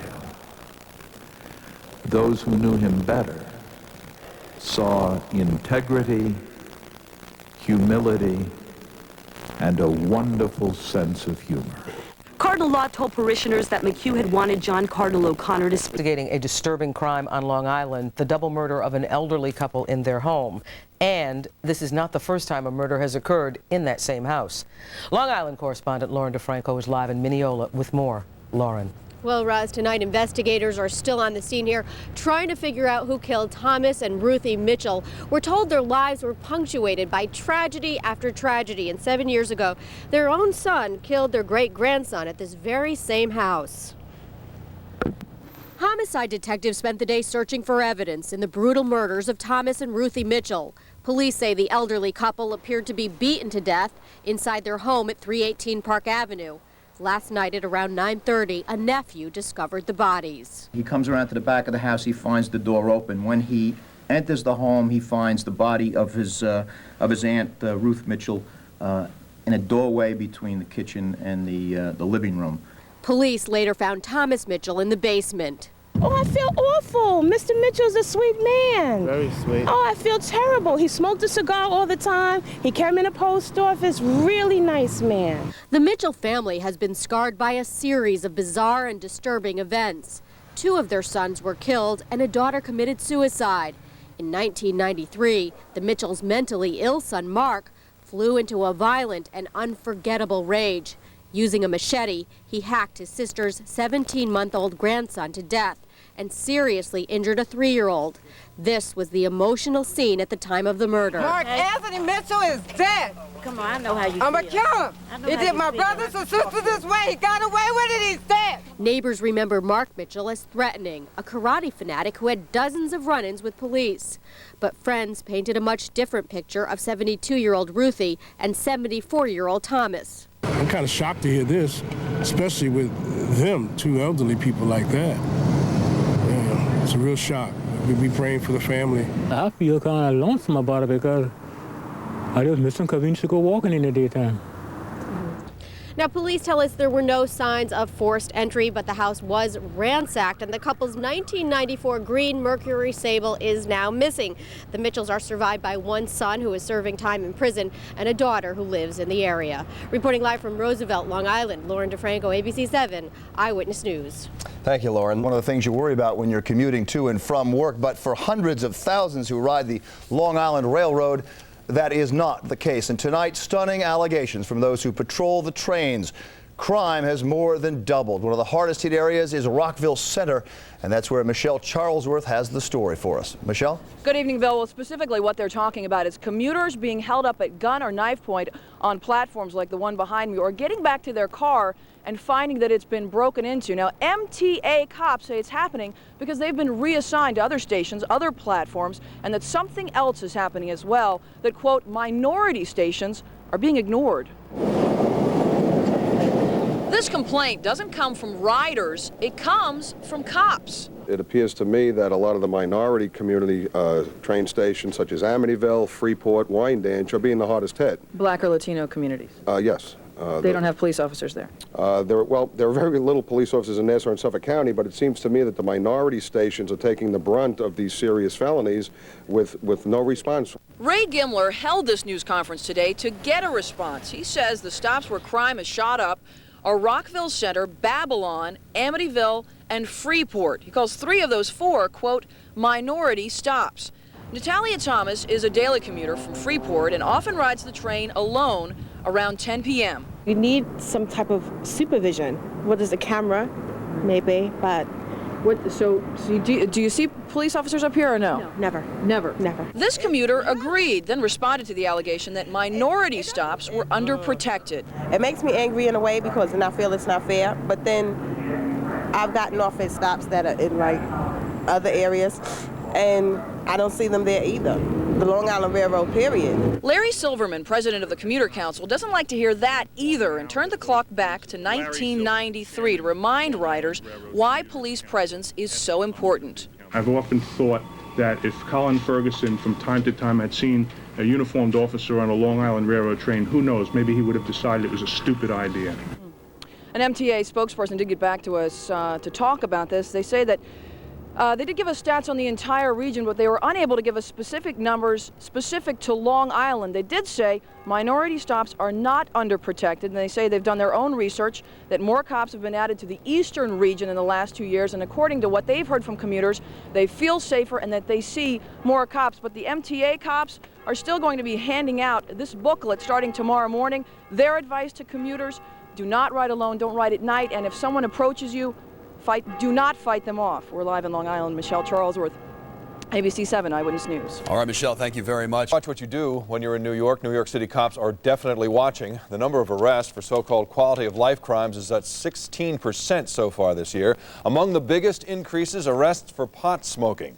17,000 more than last year. But the biggest complaint to the city hotline is still about loud noise. And there are complaints about crime on the Long Island Railroad coming from traveling east on the LIE at about 11:15 in the morning when another car hit a pipe that popped up and crashed through the windshield of Pakula's black Volvo, hitting him in the head. Cops say when Pakula lost control of the car, it veered off the roadway and slammed into a fence. Paramedics and police rushed to the scene and attempted to save the 70-year-old director. He was taken to North Shore Hospital in Plainview, where he was pronounced dead. Pakula's death marks the end of a celebrated career. He produced To Kill a Mockingbird. Take him, Mr. Finch. Oh, no, Mr. Tate. He can't shoot. Don't waste time, Hank. For God's sake, Mr. Finch, he's got to be killed right away. Pakula won 4 Oscars directing classics like All the President's Men. I walked by, gave yours a glance. It didn't look right, so I just figured I'd refine it a little. That first paragraph has to... Making business at the age of 22, and his career spanned 5 decades. During that time, he was a director, a producer, and a film writer. Alan Pakula gave moviegoers such classics as To Kill a Mockingbird, All the President's Men, and Sophie's Choice. Alan Pakula was heading east on the Long Island Expressway. Police say shortly after 11 this morning, a passing car kicked up a metal pipe lying in the road. The pipe flew into the air and crashed through the windshield of the film director's 1995 Volvo, hitting him in the head. Police say Pakula lost control of his car, veered off the highway, and passed the service road. The car crashed into a fence. Emergency crews rushed the 70-year-old to North Shore Hospital in Plainview. He was pronounced dead about 12:20.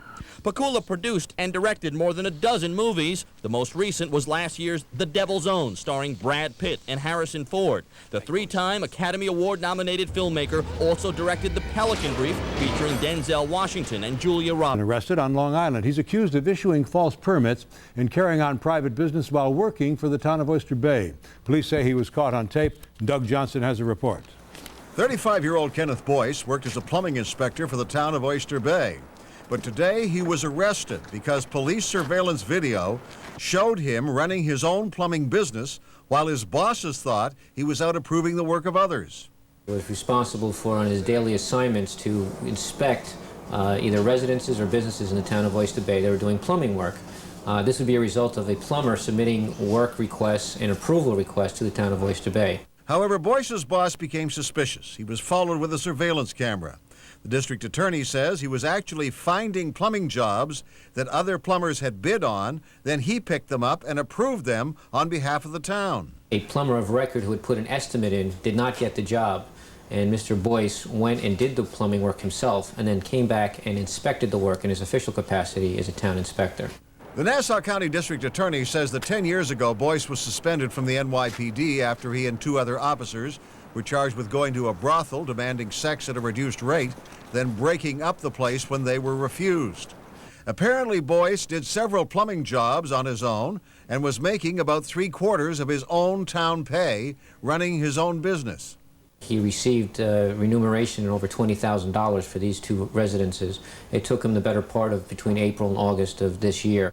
As a result for the Jets, they face a good Tennessee Oilers team on Sunday. The Jets have this habit of playing down to the competition, like last week's loss to an inferior Indianapolis team, but Bill Parcells knows a win this week will help ease the Colts' loss, and they play up to good competition. Told the players, you're not going to be judged by who you lost to, you know, or what you played, you know.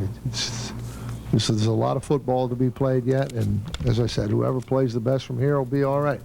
All right, day 142 in the NBA. Tonight, movie fans around the world are mourning the death of director Alan Pakula, who was killed in a bizarre car wreck on the LIE. Police say a metal pipe kicked up by another car slammed through Pakula's windshield, hitting him in the head. The director ran off the road and crashed into a fence. Alan Pakula was 70 years old. Some of his films include The Devil's Own, Sophie's Choice, The Pelican Brief, All the President's Men, and Clute. A Megan's Law like Alan Pakula gathered on Long Island today to say goodbye. The 70-year-old film director was buried in a private service in East Hampton. He was killed on Thursday when a 7-foot steel pipe came crashing through his windshield as he drove on the Long Island Expressway.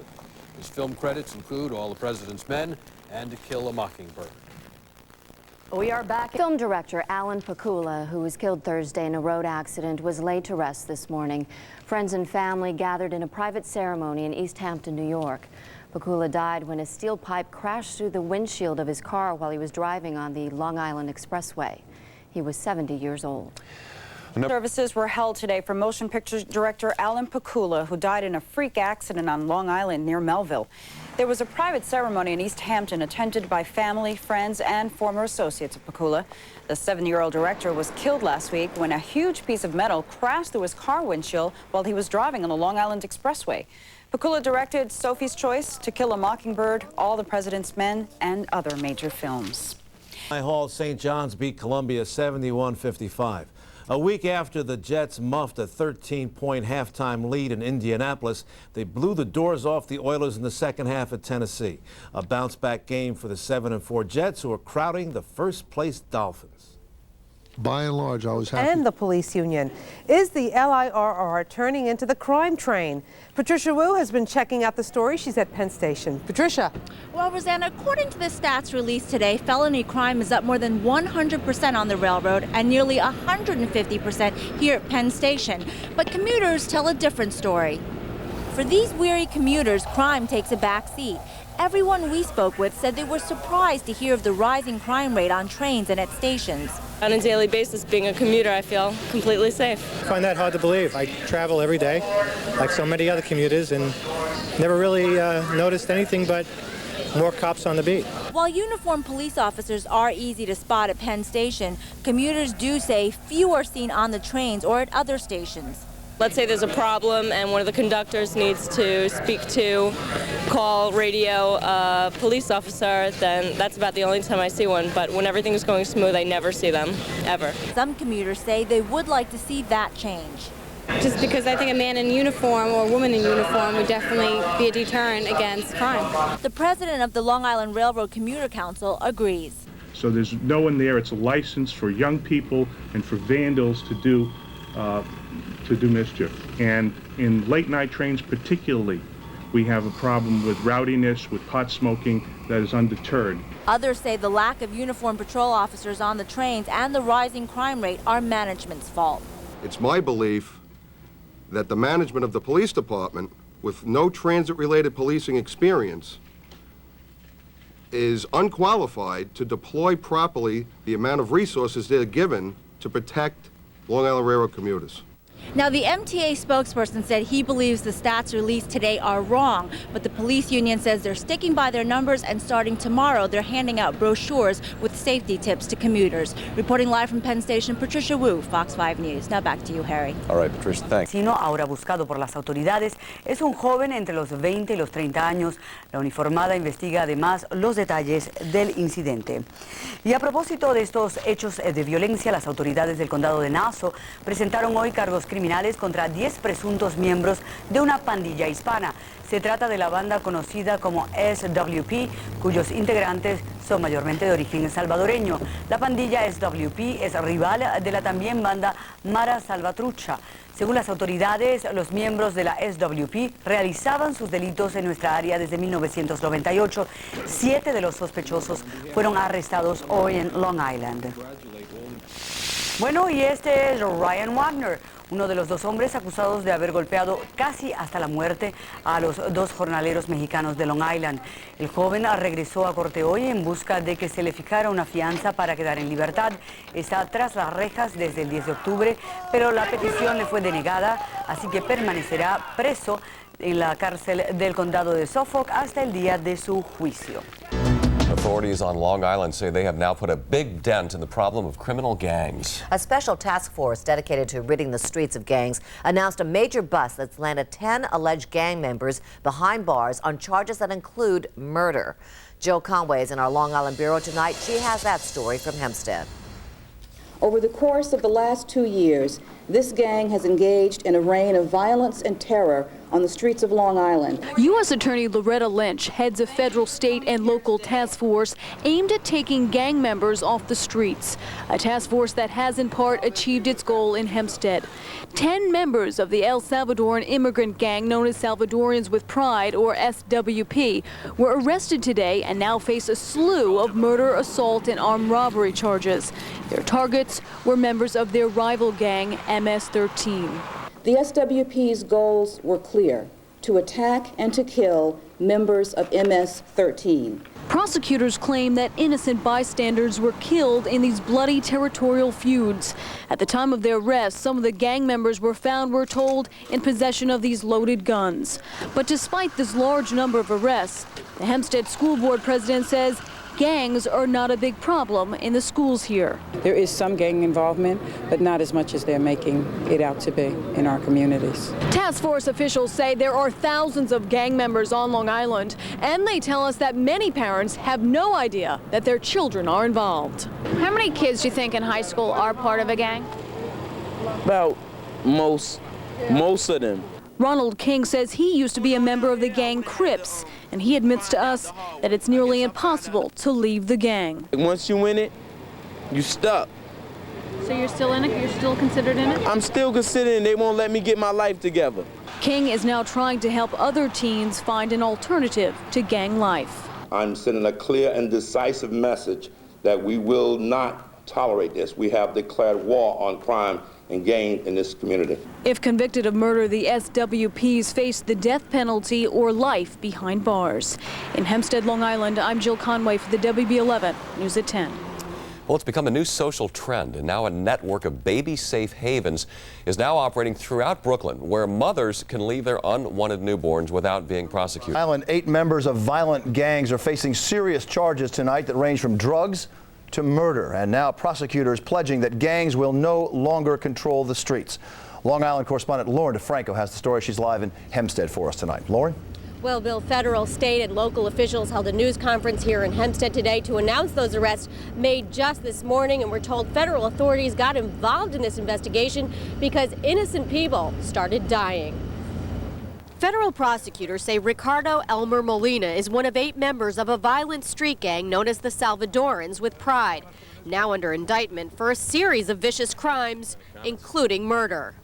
Over the course of the last 2 years, this gang has engaged in a reign of violence and terror on the streets of Long Island as they waged a bloody war with a rival street gang. Ironically, SWP was initially formed as a civic group to help their fellow El Salvadorans tackle the problems generated by another Hispanic gang known as the MS-13s. But prosecutors say by 1998, SWP had undergone a radical change and turned to violence. Last December, here at the former El Paraiso nightclub in Hempstead, prosecutors say members of the SWP murdered an innocent man because they believed he was a member. Happy with the execution, both sides of the ball, second half. That was good football for us. But for over half a game, it was in doubt. Vinny Testaverde, shaking the stomach virus, hooked up with Keyshawn Johnson for the go-ahead score. Keyshawn had his best day in 3 years as a pro with 10 catches. While the Jets controlled the ball, they scored. Curtis Martin looking like a Rolls Royce with 123 yards and a stand-up 31-yard score. On defense, linebacker Mo Lewis with the play of the game, stopping Eddie George, who was held within reason. Steve McNair wasn't a factor, and the Oilers' hot offense was held to a field goal, 24-3. Carolina is next for the Jets. The Panthers are 2-9, which means danger for the Jets, who seem to let up against inferior teams. They don't take the teams with the poorer records as they don't feel as threatened by them, and they don't have enough ability to play anybody unless they're threatened. Start of the fourth quarter. The ball business with their 24-3 win over the Oilers down in Tennessee yesterday. The Jets improved their record to 7-4. So today, Bill Parcells was looking at playoff chances kind of optimistically. I thought we had to win 4 out of 6 games. Now we got to win 3 out of 5 to get in. I'm not sure that'll do it, but I think it will. Look, we got 4 teams in our division here in contention. Not every division has 4 teams in contention. Some one of these teams is going to play well. Others aren't. So we'll see. Meanwhile, 2 of the 4 teams Bill was talking about. Out of here this time, Brett. It's amazing what winning does, isn't it? Yes. The armchair quarterback now can see it now all in front of him. Of course, 2020 hindsight helps. But the Jets need to play world beaters every week. They blow it against the lowly teams like the Rams and the Colts, but bring on a team of quality, and it brings out the best in the Jets, Jets. And coming up, probably the best compliment the Jets can get from, well, from a tuna, at least. Look, I would be hard-pressed to find anybody that didn't play pretty well yesterday. That's probably the first time I can say that. I think overall, pretty solid. These troops will take that and run with it any day. Curtis Martin finally did break through and got a big block from Keyshawn Johnson on that play, but Vinny Testaverde had already jumped out of his sick bed and found Keyshawn for a career-high 10 catches. Please just give him the damn ball. I asked him to call it. You know, I kind of almost bit. To the Eyewitness Newsroom, police say a young woman and her 6-year-old daughter apparently jumped from the Meadowbrook Parkway onto Jerusalem Avenue in Wantagh. It happened shortly before 3:30 when the woman and the child walked on the top of the bridge roadway, which is presently under construction. Both mother and daughter survived, but are hospitalized for head and abdominal injuries. Police have no motive as to why the woman would jump. Needless to say, that's a story we'll be following throughout the afternoon. Alomar has joined his brother signing with the Indians. At today's sports conference in Hofstra, Bill Parcells talked about the bottom line. I thought we had to win 4 out of 6 games. Now we got to win 3 out of 5 to get in. I'm not sure that'll do it, but I think it will. All right. Condition tonight after jumping off a highway overpass on Long Island. And this happened in Wantagh just after 3 o'clock this afternoon. Witnesses say the woman was holding the child's hand when they jumped onto the Meadowbrook Parkway at Jerusalem Avenue. Both have been flown to Nassau County Medical Center, where again they are in critical condition tonight. For robbers who made off with thousands of dollars from a linen store. It happened this morning at Green Acres Mall in Valley Stream around 9:30. According to police, the suspects disguised as delivery people entered through the back of Paramount Decorating Store. There's no report of any injuries, and the details of the robbery are not yet available. Once again for our football review, where hindsight is always 2020. It's time for the armchair quarterback, and bring on those Jets. Who can now say, bring on anybody in the NFL? They knew they could beat the good teams, right? Well, now they can beat the bad ones, too. Only the referees can hold them back now, these Jets. Yesterday against the Carolina Panthers, nothing could contain their gains. Curtis Martin followed the gangrene blocking express to pay dirt to give the Jets the lead. Plain and simple, when Curtis Martin rushes for over 100 yards, the Jets win. Yesterday, had 110. The 100-yard club extended 2 receivers, too, but for Keyshawn Johnson, hey, just give him a damn ball any way you can. Any team that plays good and scores some points and stuff like that, you want to feel good about it. You want to think that you could, you could score at any given moment, because you got so many different things on offense that you can do. And these Jets can do offense, defense. They were expected to whoop on those Panthers. Great expectations indeed. As the Jets remain tied for the top of the AFC East, they're 8-4 and going for more. It doesn't stop here. It gets better. I'm confident that it continues to get better for us, and just we have to keep plugging away here. I frankly don't know what's going to happen. I think our players are looking forward to this with good anticipation. But, we've got a tough road. You can say that again. That road... A brazen robbery in Valley Stream, Long Island. Cops say a couple of thieves held up the Paramount Jewelry store a little after 8 this morning. The store is inside the Green Acres Mall. Cops say the masked gunman ordered the employees into the basement, tying them up. Some of the victims were pistol whipped. The thieves got away with over $75,000 worth of goods. Well, a plea for about a half hour ago, but he kept them at bay for about 2 hours, pointing a shotgun at himself and at police. He was threatening suicide. The chopper 4 was above when he was holding police at bay. Now, he was threatening suicide, and during the standoff, police MS-13s. Incidents like that forced local officials to ask for state and federal assistance to get a handle on the growing problem.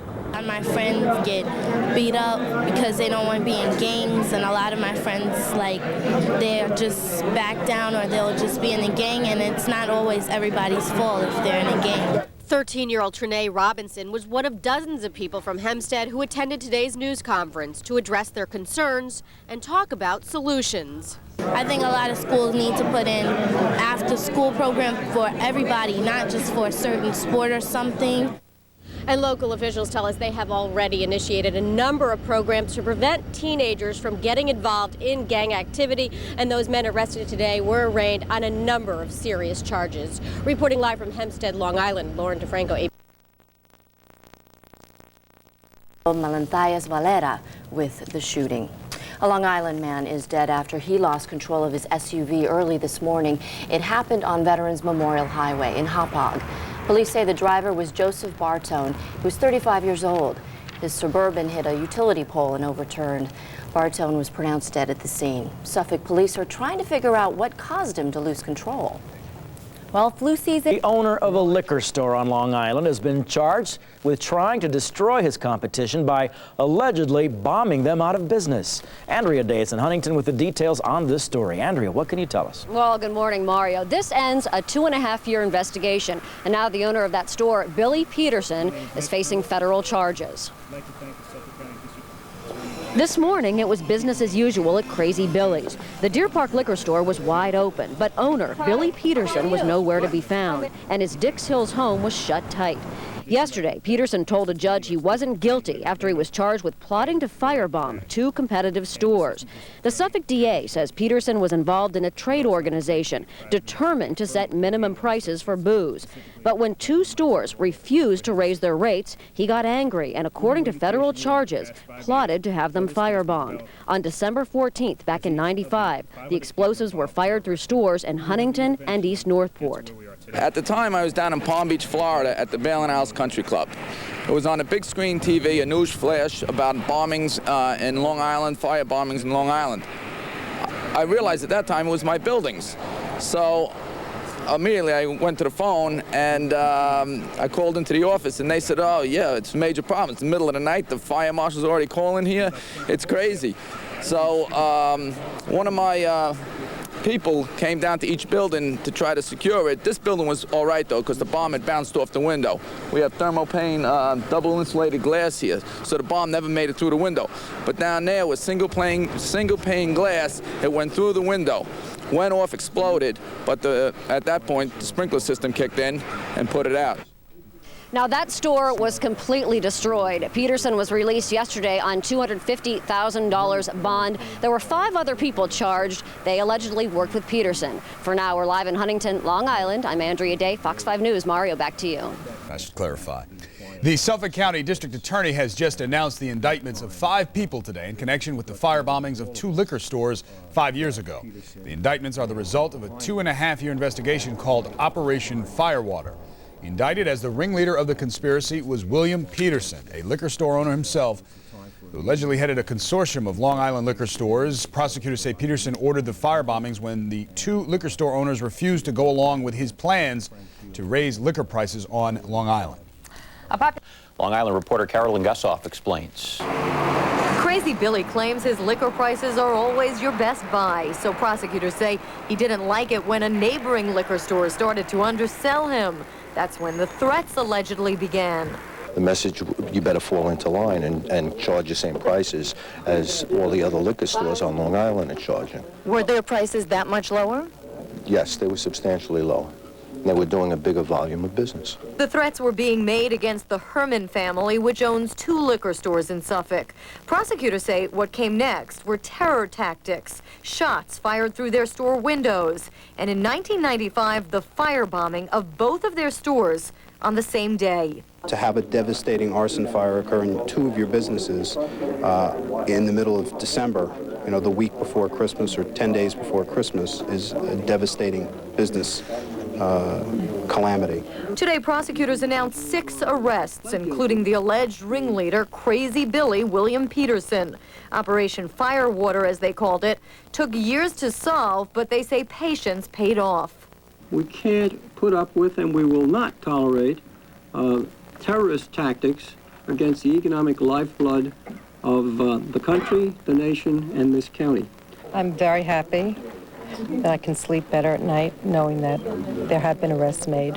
Prosecutors say it was Crazy Billy William Peterson who several years ago organized liquor store owners into a consortium to set prices. He called the group price fighters, but the Hermans refused to go along. They say Peterson, who lives in this sprawling Dix Hills home, went to extreme measures to wipe out his competition. Now he'll face stiff penalties if convicted. Conspiracy and extortion charges carry a potential life sentence. Carolyn Gussoff, News Channel 4. Blaze in North Patchogue. This fire started around 5 o'clock at an auto mall on Route 112 near Lakewood.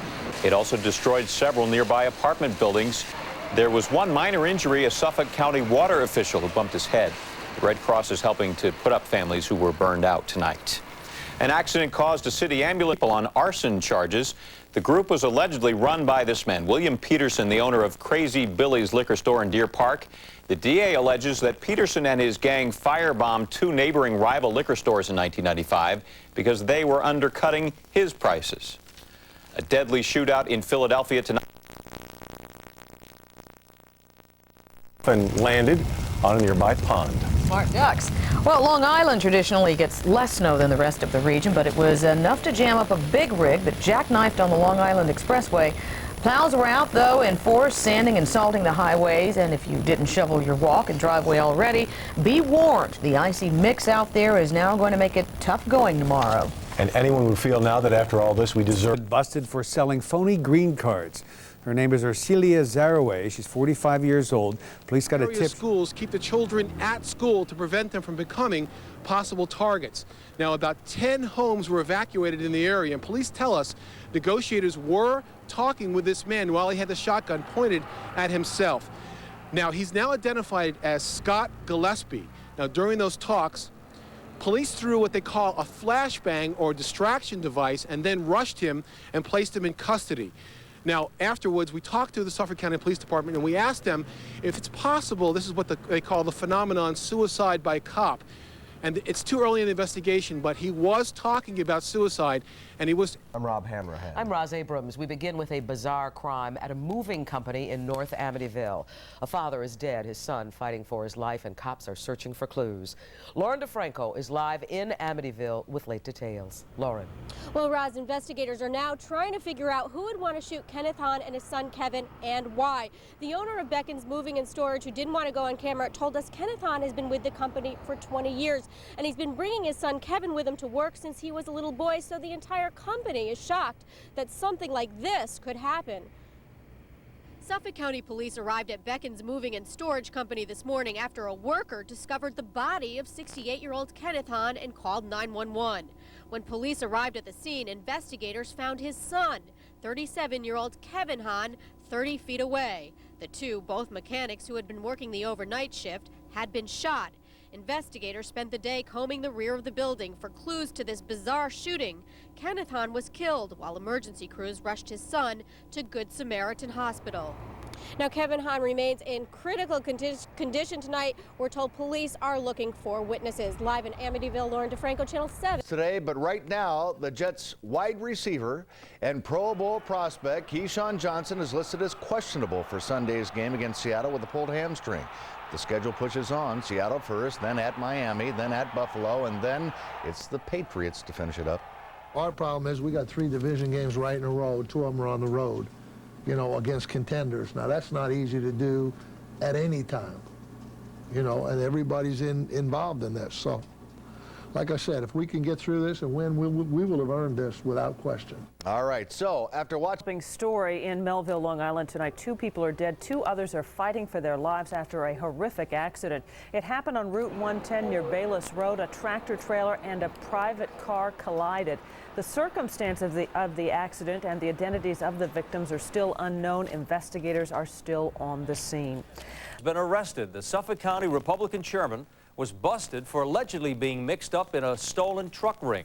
John Powell and 18 other suspects are charged. The FBI allegedly caught Powell on tape negotiating with corrupt businessmen. He's also charged with extorting $2,000 a month from a hauling company. Officials say that despite the allegations, he'll remain in his post as GOP chairman. Tonight, you became the king of the court today on Long Island. Simba, a 5-month-old lion cub, was a cast of one leg, was carried out of Nassau County Courthouse. The malnourished lion was in court as part of one man's effort to establish an organization to care for confiscated exotic animals. Larry Wallach rescued the cub from a Lynbrook resident who acquired the lion illegally. All right, they were only teenagers, but tonight 3 families are trying to cope with the unbearable pain of losing a child. The teenagers were involved in a horrific accident. Their Jeep slammed into the back of a truck, killing 3 of them and injuring 2 others. Reggie Harris joins us live now in Melville, Long Island with that story tonight. Reggie. Ernie, this accident has really touched the entire Suffolk County community. There were 2 vigils tonight, one of them within the past half hour along Route 10 at the accident scene. Kids leaning on each other for support as police stopped passing drivers, asking if anyone could help with the investigation, what they had seen last night. There's a lot of grief here. Everybody's a wreck. We don't know what to think. Curtis was everybody's best friend, and he didn't have an enemy. 17-year-old Curtis Dillon was due to graduate from Massapequa High School next spring, but last night he and 2 friends died in a horrible accident. 2 others are still in critical condition. They were all in a Jeep that rammed into the rear of a stopped tractor trailer in Melville on Route 110, just south of the LIE. The Jeep hit the trailer with a great amount of force, propelling it forward a few feet, so much so that the truck driver thought he was hit by a large truck or a large vehicle. A shrine is growing on the handball court of Massapequa's Burns Park. Teens come somberly and silently to place flowers, say a prayer, leave a card or a message scrawled on the pavement. Police say the Jeep was speeding and apparently did not try to stop because there were no skid marks. Frank was one of the best guys in the whole world. And Curtis was such a sweetheart, and everyone else in that car deserves to be here, and they're not. Earlier today at Massapequa High School, grief and anger were evident and understandable as schoolmates and staff tried to get through the day. We're all saddened and upset and very shocked by this. We received word this morning as the calls came in. This is something that is a parent's worst nightmare, and unfortunately it happened here, so we're dealing with it as best we can. Ironically, friends say that the driver, Frank Schiaffolo, saved a child's life 2 months ago right in front of this church. A man was having some sort of seizure in his car. Frank pulled a 7-year-old child from the car just as the man slammed on the gas and ran into a tree. Maybe kids will just realize From a store in Hempstead. So they sent in an undercover officer with a video camera and caught Mazaraway on tape selling phony green cards and Social Security cards for $150 each. We shut her down. We don't know how many cards she sold, unfortunately, before then. But this is a problem in Hempstead. The INS is aware. We are aware that numerous locations in Hempstead are alleged to be selling the fraudulent cards, and we're working on attempting to locate other locations. Mazaraway has already pleaded guilty. As part of a deal, she will only have to spend 6 months in jail. She could have gotten up to 7 years. 2 firefighters suffered minor injuries. And firefighters on Long Island are saying goodbye to one of their own today. 39-year-old Greg McLaughlin suffered a heart attack while exercising at the Engine Company 302 Firehouse in South Ozone Park on Thursday morning. The 14-year veteran leaves behind a wife and 3 young children. McLaughlin's funeral will be held at St. Rose of Lima Catholic Church in Massapequa Park tomorrow morning. The man charged with the blood. Logan, thank you. Tonight, police want your help to catch 2 teenage girls wanted in an attack at a Long Island mall. They say the girls got into a fight with a young woman who worked at Sears in the South Shore Mall Court where the fight took place. Then back in October, this all happened. Today, police released a sketch of one of the attackers. Police say the suspect slashed the woman in the face with a razor. They're described as light-skinned black females, approximately 16 years of age. Both were wearing the same outfit. They had a beige-colored black and white bandana or kerchief on their head with a white t-shirt and gray pants. Police are asking anyone with information to call them. Tonight, a desperate search is on for a missing A good man is hard to find. Apparently not the Jets. On today, the 1-year anniversary of his buying the team, owner Woody Johnson flew in Terry Bradway to interview for the vacant GM position at 9 o'clock this morning. At 4 this afternoon, he was introduced at a press conference as the replacement for Bill Parcells. Bradway was a scout with the Giants in the Super Bowl years. He spent the last 9 with Kansas City, most recently as their vice president of player personnel. This is a good football program. This is a good football team that is not far away from making a push. And obviously this year only 1 game away from making it to the playoffs. So this is a good situation for me to be in. A lot of the people that we checked with in the league over the last period of time have all come up with praise for Terry and the job that he's done, and you know, he sounds almost too good to be true. Now, supposedly former Carolina Panthers coach Dom Capers is Bradway's top choice to walk the sidelines as head coach for the Jets. And along with a co-defendant in the Arizona case, are out of jail on bond. John? Well, Cynthia, the hunt is on for the man who robbed 2 gas stations on Long Island. Here he is hitting one in East Patchogue last month, waving his gun, demanding money. He also robbed a station in Bellport. This guy's about 5'10" with a thin build. He was wearing a dark mask and a hooded sweatshirt. Police in Suffolk County want you to call them if you have any idea who he is. And the police are also looking for this man. He robbed 13 banks on Long Island, mostly in Nassau County. He always wears a baseball cap, carries a Newsday under his arm to hide a note demanding money. He even hit 2 banks in 1 day. Here's Sal. The Jets putting some of their brain trust back together today. New era. It's been 32 years since the Jets won. Is that all? Well, that's it. Only 32 years. Terry Bradway is the Jets' new general manager, replacing Bill Parcells, who left the Jets team in better shape than he found it. Bradway spent the last 9 years with the Kansas City Chiefs. He's 45 years old, a Jersey guy who's been in football for 18 years, who was once a Giants scout. Jets owner Woody Johnson moved swiftly because he was impressed with Bradway, who discussed his plans today. All in all, this is a pretty good football team. And I feel like I came from one in Kansas City also that was kind of missing a few pieces, but the key is the development of Chad Pennington because he's got a very bright future. We liked him coming out of college, and I think he's proven that he's got what it takes to be a winning quarterback in this league. The hot rumor is that Bradway will hire Dom Capers as the Jets' new head coach. Bill Parcells and Harry Carson are finalists for consideration at the Pro Football's Hall of Fame. The Cleveland Browns fired head coach Chris Palmer after only 5 wins in 2 seasons. Unless Dom... Well, the Jets certainly didn't wait very long. I don't think they could. They needed to get going right away. Get the ball moving. That's right. Just 2 days after Bill Parcells handed in his resignation, the New York Jets got themselves a new flight commander today when Terry Bradway, the vice president of player personnel for the Kansas City Chiefs, was introduced as Gang Green's general manager.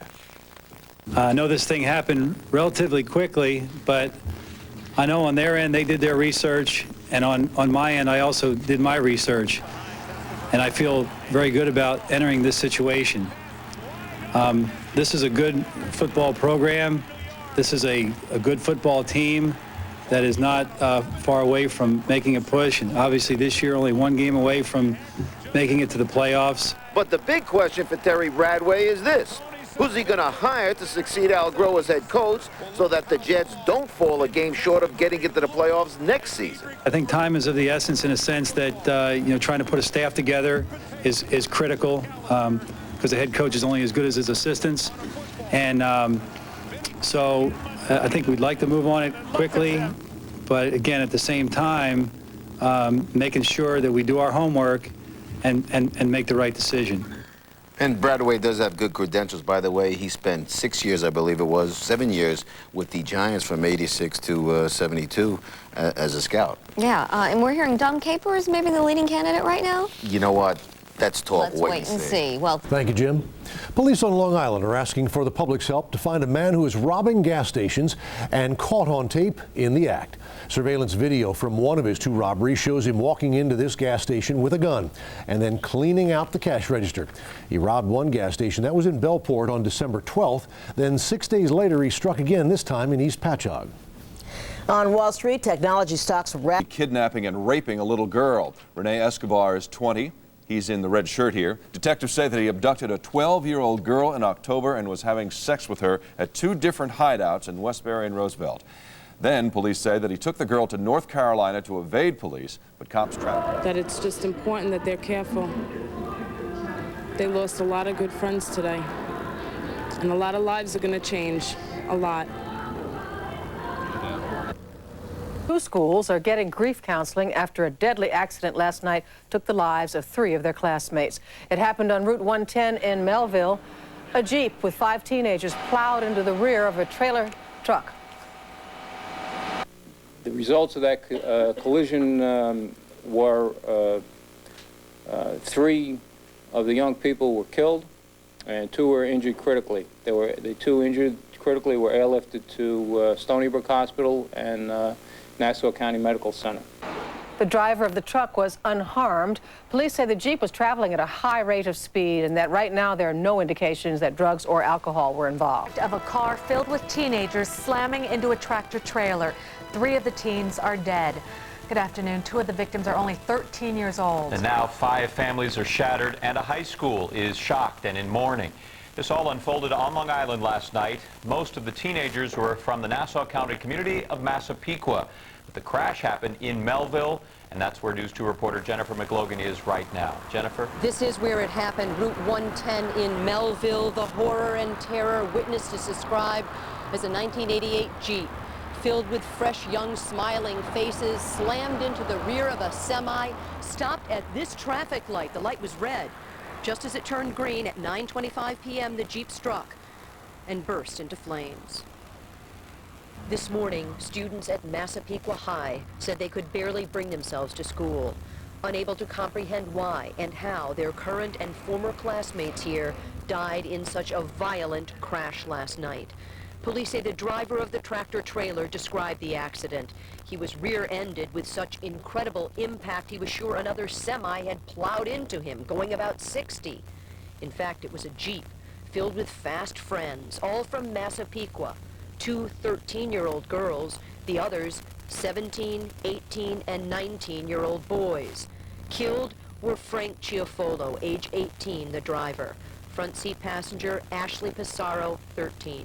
Rear passenger Curtis Dillon, 17, who apparently was ejected from the Jeep. The other 2 rear passengers remain in critical condition, Kristen DiFilippo, 13, and Michael Zachman, 19. Truck driver exited his vehicle. He was not injured. He got out. He saw the Jeep, which was collapsed. The front wheel was collapsed, and it was partially under his tractor trailer. He observed a fire underneath the hood. He got out his fire extinguisher. He put the fire out and called the police. Police do not know if anyone was wearing a seatbelt, do not yet know if alcohol was involved, are not sure where the teens had been or where they were heading. Their parents too shaken to be interviewed. Thanks, Andy. A Long Island courtroom looked more like a scene from The Lion King this morning, and a real lion cub was the evidence. The 5-month-old female was brought to a Nassau County court by the man who rescued her. He's trying to convince a judge that an organization needs to be created to care for exotic animals that have been abandoned. A decision is expected in about a month. In Sacramento, California, a dog arrested the head of the Republican Party in Suffolk along with 18 other people, all for alleged involvement in chop shops on Long Island. Federal investigators say John Powell misused his political power, accepted thousands of dollars in bribes, and was the driving force behind buying several stolen trucks. Federal investigators are charging Suffolk County GOP chairman with conspiracy and extortion. Authorities claim John Powell worked with the Provenzano organization, which was allegedly running 2 illegal chop shops in East Patchogue and Manorville. I don't even know what the allegations are. According to an unsealed federal complaint, Powell was buying big rigs for his brother's trucking company, GP Tech, located across the street from one of Provenzano's truck yards on Hagerman Avenue. Federal officials also claim Powell misused his political power by paying off a local town official to gain access to the Brookhaven landfill. The landfill's deputy commissioner, Joseph Lipinski, allegedly worked out a deal with Powell in which both accepted thousands of dollars so that the Provenzano organization could dump materials into the landfill. Are the allegations true? They're not true. I mean, we did. Both Powell and Lipinski were released on bond today after being arraigned in federal court. Powell's attorney insisted the 76-page complaint had little on his client. I have never seen such a weak, thin complaint. We will, and as quickly as possible, move into the courtroom, and John will be completely exonerated. Thank you. Meantime, Powell seemed more interested in damage control than prison time. Where do I go to get my reputation back? What is the studio Is the cause of a fatal car crash that has claimed the lives of 3 teenagers in Melville, Long Island. 2 other young people are fighting to survive. Let's turn to Fox 5's Andrea Day for details on what happened. Andrea. Well, good afternoon, Mario. These teenagers were all from Massapequa and lived very close to each other and were also very close friends, also very popular. One father told me they were just out buying Christmas decorations, and the next thing he knew, they were dead. I love Curtis. He's my stepson. And they arrested him. Meanwhile, police on Long Island are searching. Thank you, Lucy. A man on Long Island is under arrest right now, accused of raping and kidnapping a young girl, 20-year-old Rene Escobar. He's the one wearing the red sweater here. He is accused of raping the 12-year-old girl several times at gunpoint last year. Then in October, police say he kidnapped the girl, taking her to North Carolina. The girl was eventually found there, and Escobar was arrested later in Westbury. Kidnapping and rape of a 12-year-old girl. Police say Rene Escobar, shown here in the red shirt, had sex with the 12-year-old girl several times, each time threatening her with a gun. And they say Escobar took the girl to North Carolina. North Carolina police found the girl and got her home. A man had to be rushed to a Long Island hospital after he was... 9 News. Tonight, a radical environmental group is claiming responsibility for torching construction equipment on Long Island. 2 vehicles were damaged when the vandals struck at the Milos Construction Company in Suffolk County. The group ELF, or Environmental Liberation Front, is claiming responsibility. ELF has targeted construction sites across the country, opposing development of unused land. And time now for New York's most comprehensive. Tonight, police on Long Island are hunting for a gunman who spread terror at an off-track betting parlor. He got away with the cash after wounding a Good Samaritan who tried to stop him. Jim Gately has the latest on this story. The off-track betting office in Farmingdale was busy late yesterday when some people noticed a strange-looking man hanging around inside. He looked odd, but not enough to send up any radar signals or anything to that effect. It turned out the man was wearing a blonde wig and fake mustache and suddenly walked up to these back counters where the bets are made. The subject produced a silver handgun and a knapsack and demanded the cash that was available. He then fled with $8,000. As he went to escape, he walked this way towards the door, but then a customer tried to stop the thief by tackling him. The robber fell, got up, and fired 2 shots. One hit the counter. Here's the bullet hole. The other shot hit the patron in the abdomen. He was laying on the floor and he was bleeding. I had put pressure on where the entry wound was and held him there. The man who tried to stop the robber remains hospitalized tonight. Police are not giving out his name because he's a witness in the case, and especially since the gunman is still on the loose. But police add, as heroic as his actions were, it is not a good idea. We would ask the public, if they are a witness to a crime, to become a good witness, but not to actively become involved in attempting to stop a robbery. The gunman eventually ran out to a waiting getaway car, and he and the driver escaped down Hempstead Turnpike. Tonight, the betting in OTB continues, and so does the search for the gunman. And while there are cameras and monitors on the horses, police do not have a surveillance tape of the robbery. In Farmingdale, Jim Gately, UPN 9 News. French officials now say that the... Long Island, a hunt for the robber of an off-track betting parlor continues tonight. Police say the gunman, disguised in a wig and fake mustache, escaped with $8,000 from the parlor in Farmingdale. A customer tried to stop the man but was shot in the stomach. That customer is in critical condition tonight. A warning to... A former teacher from Long Island has been arrested on sex abuse charges. His name is Anthony Correnti. He's 26 years old and lives in West Islip. His last teaching job was in Seaford. Police tell us he sent sexually explicit pictures of himself to a 13-year-old girl over the internet. Then he arranged a face-to-face meeting where police say he sexually abused her. Mr. Correnti does not have a prior record. Well, the state attorney general is going after what he calls... News Channel 4. Sue, back to you. John, thank you. Tonight on Long Island, a Huntington High School student is recovering after being stabbed. It happened at the school this morning around 9. Police say 17-year-old William Ulloa, a 10th grader, stabbed a 14-year-old 9th grader. The 9th grader was taken to Huntington Hospital with wounds to his lower back. He's in stable condition. Ulloa was arrested and charged as an adult. Or he's charged with assault, excuse me. Police have no motive for the attack. Tomorrow, American Airlines flight attendants say they will be trial because there isn't enough evidence against him. Police in Nassau County are looking for the driver who struck and killed a woman and kept on going. Marjorie Cordero died. She was a jockey. She was also the wife of Hall of Fame jockey Angel Cordero. The accident happened about a half-mile from their home.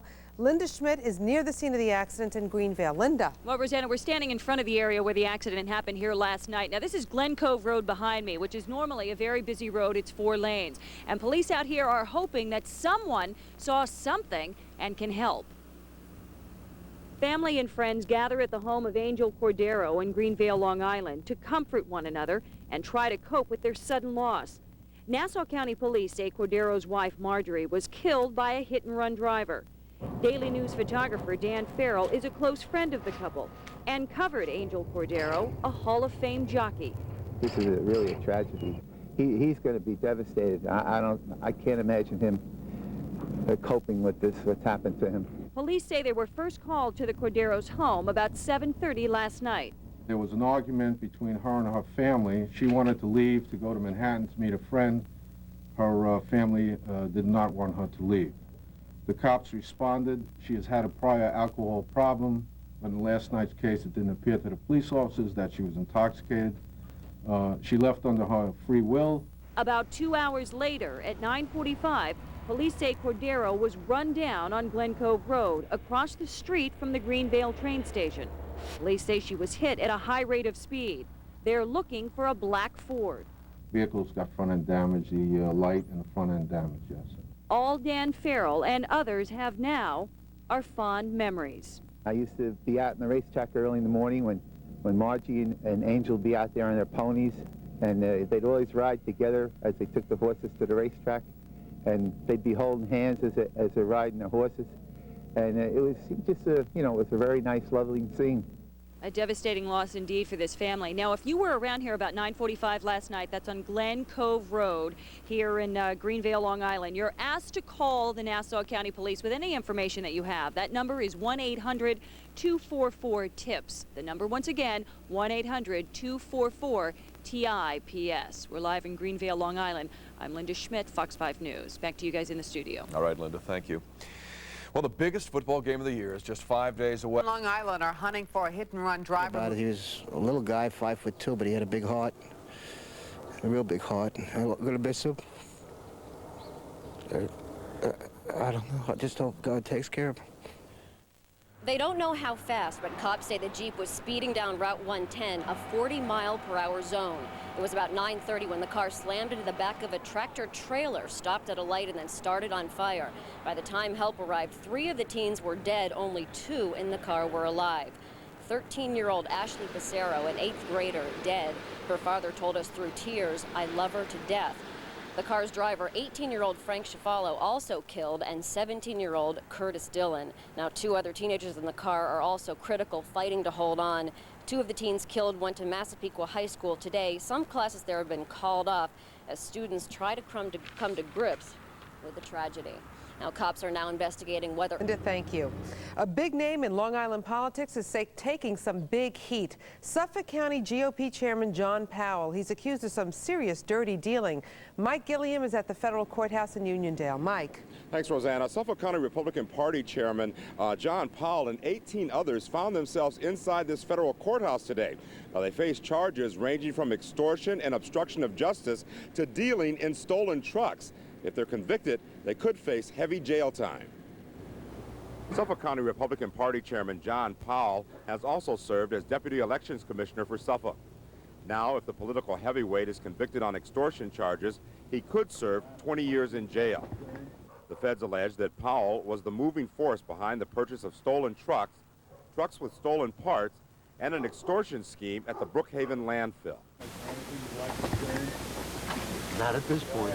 According to the criminal complaint, Powell, members of the Provenzano crime family, and the commissioner of the Brookhaven landfill, Joseph Lipinski, took at least $60,000 in cash payments from a hauling company to dump at what Powell called my landfill. But that's not all. The feds are charging 15 members of the Provenzano and Vinzone crime families with engaging in the theft of some 100 huge trailer trucks and other heavy equipment. The FBI says high-end late-model trucks, particularly those made by the Mack Truck Company, were stolen and chopped for parts at shops like this one on Hagerman Avenue. The feds say they have cooperating witnesses who made audio and videotapes implicating John Powell. He denies the charge, but prosecutors aren't backing down. That evidence speaks for itself. I'm not going to elaborate on it. I'm not going to address any comments that were made by any defense attorneys, and I have no further statements. In the meantime, the Suffolk County Republican Committee issued a statement in which they praised Powell for his upstanding character and desire to maintain the highest standards for his organization. Now, the defendants have all waived their right to a preliminary hearing, and all but 2 have been released on bail. In the meantime, they're facing hefty fines and long jail terms if they're convicted. In Uniondale, Long Island. Both directions on the Long Island Railroad earlier this evening. It happened at the height of rush hour. A truck got jammed under a trestle in Garden City, knocking out service for about an hour on the Port Jefferson, Ronkonkoma, and Oyster Bay lines. Right now, service is back on, but there are scattered delays. The Jets play its last non-division game on Sunday. Gang Green hosts the Seattle Seahawks. The Jets come in as co-division leaders with Miami, but Buffalo and New England are just a game behind. It's a 4-team battle with 4 games to go. I don't think anybody has the edge, but I think a lot of things can affect what happens here. You know, somebody were to lose their quarterback. You know, a lot of things can happen. So I don't know. All I know is if we don't play well Sunday, this team will beat us because they got plenty of talent. In other news tonight, a truck gets stuck in an underpass, shutting down a busy line of the Long Island Railroad today. It happened in Garden City during the afternoon rush. A tractor trailer got wedged under a rail trestle on the main line, and service was halted for nearly an hour. Coran? Track down a truck that might be to blame, and were the police minutes away from preventing that tragedy. Good evening, I'm John Rowland. I'm Rosanna Scotto. More on that accident on Long Island in a moment. First, some breaking news about an accident in Lower Manhattan. There's been a bill. Thanks, Penny. Now, to our other top story, the death of Alan Pakula, the movie director. He was accidentally killed on the LIE yesterday. The pipe that killed him was like a giant deadly spear. Now, they could use your help in tracking down a truck where that pipe came from. Linda Schmidt is out where it happened right now. Linda. That's right, John and Rosanna. Well, tonight, Suffolk County Police out here are trying to figure out if there possibly was some type of negligence involved in this very fatal accident. When the word broke yesterday that a metal pipe had crashed through Alan Pakula's car, most people thought it was a small piece of pipe that had been lying on the LIE, which another car had kicked up. But it was this nearly 7-foot-long pipe, 2 inches round, that flew into the movie director's windshield, killing him. After it went through the windshield, it lodged, or it struck him. Sandra? Very sad story, Michelle. Thank you. A New York City police officer is under arrest, charged with assault in the shooting of his wife. Suffolk County Police arrested Officer Anthony Tamburo early this morning. They say Tamburo shot his wife, 32-year-old Elizabeth, in the face at their home in Coram. Her wound is not life-threatening. Tamburo then apparently got on a Long Island Railroad train to head to work. That is where he was arrested. Tamburo, assigned to the Central Park precinct, has been suspended. Reporter Jennifer McLogan is live now in Deer Park, where Long Island police caught up with the city cop. Jennifer? The arrest came aboard the LIRR car here early this morning. A 31-year-old New York... of a Hall of Fame jockey, Marjorie Cordero, was killed while walking near her home. Logan Crawford joins us live from Nassau County Police Headquarters with the latest. Logan? Brenda, Hall of Fame jockey Angel Cordero knows a lot about winning and losing, but nothing in his long, illustrious career prepared him for the loss he suffered last night, the loss of his wife to a hit-and-run driver, a tragedy he desperately tried to prevent. Inside this North Shore Nassau County house, loved ones of Marjorie Cordero are gathered. They're in pain, hurt by the loss of the 41-year-old wife of Hall of Fame jockey Angel Cordero. Cordero's wife attempted to cross the very wide, very busy Glen Cove Road last night and was struck and killed by a driver who didn't even bother to stop. A 41-year-old woman struck and killed by a hit-and-run driver. It's a tragic story made even more tragic by this fact. Her family tried to stop her from going out last night. You see, police say Marjorie Cordero had a drinking problem, and when she wanted to leave her home last night, her family tried to stop her by calling the police. They weren't able to do so. They argued with her. They didn't want her to leave. And so the police were called to try to prevent her from leaving the house. But of course, without reason, we can't detain a mature woman from leaving the house. Police say over the last year, they've been called to the house 4 or 5 times with the same request. Help us keep Marjorie from going out. She's had some alcohol problems in the past. She's been in rehabilitation. She's been in Alcohol Anonymous, and they felt that for her safety, they would like her to stay home. Last night, neither her husband, family, or police could persuade her from heading into the city to meet a friend.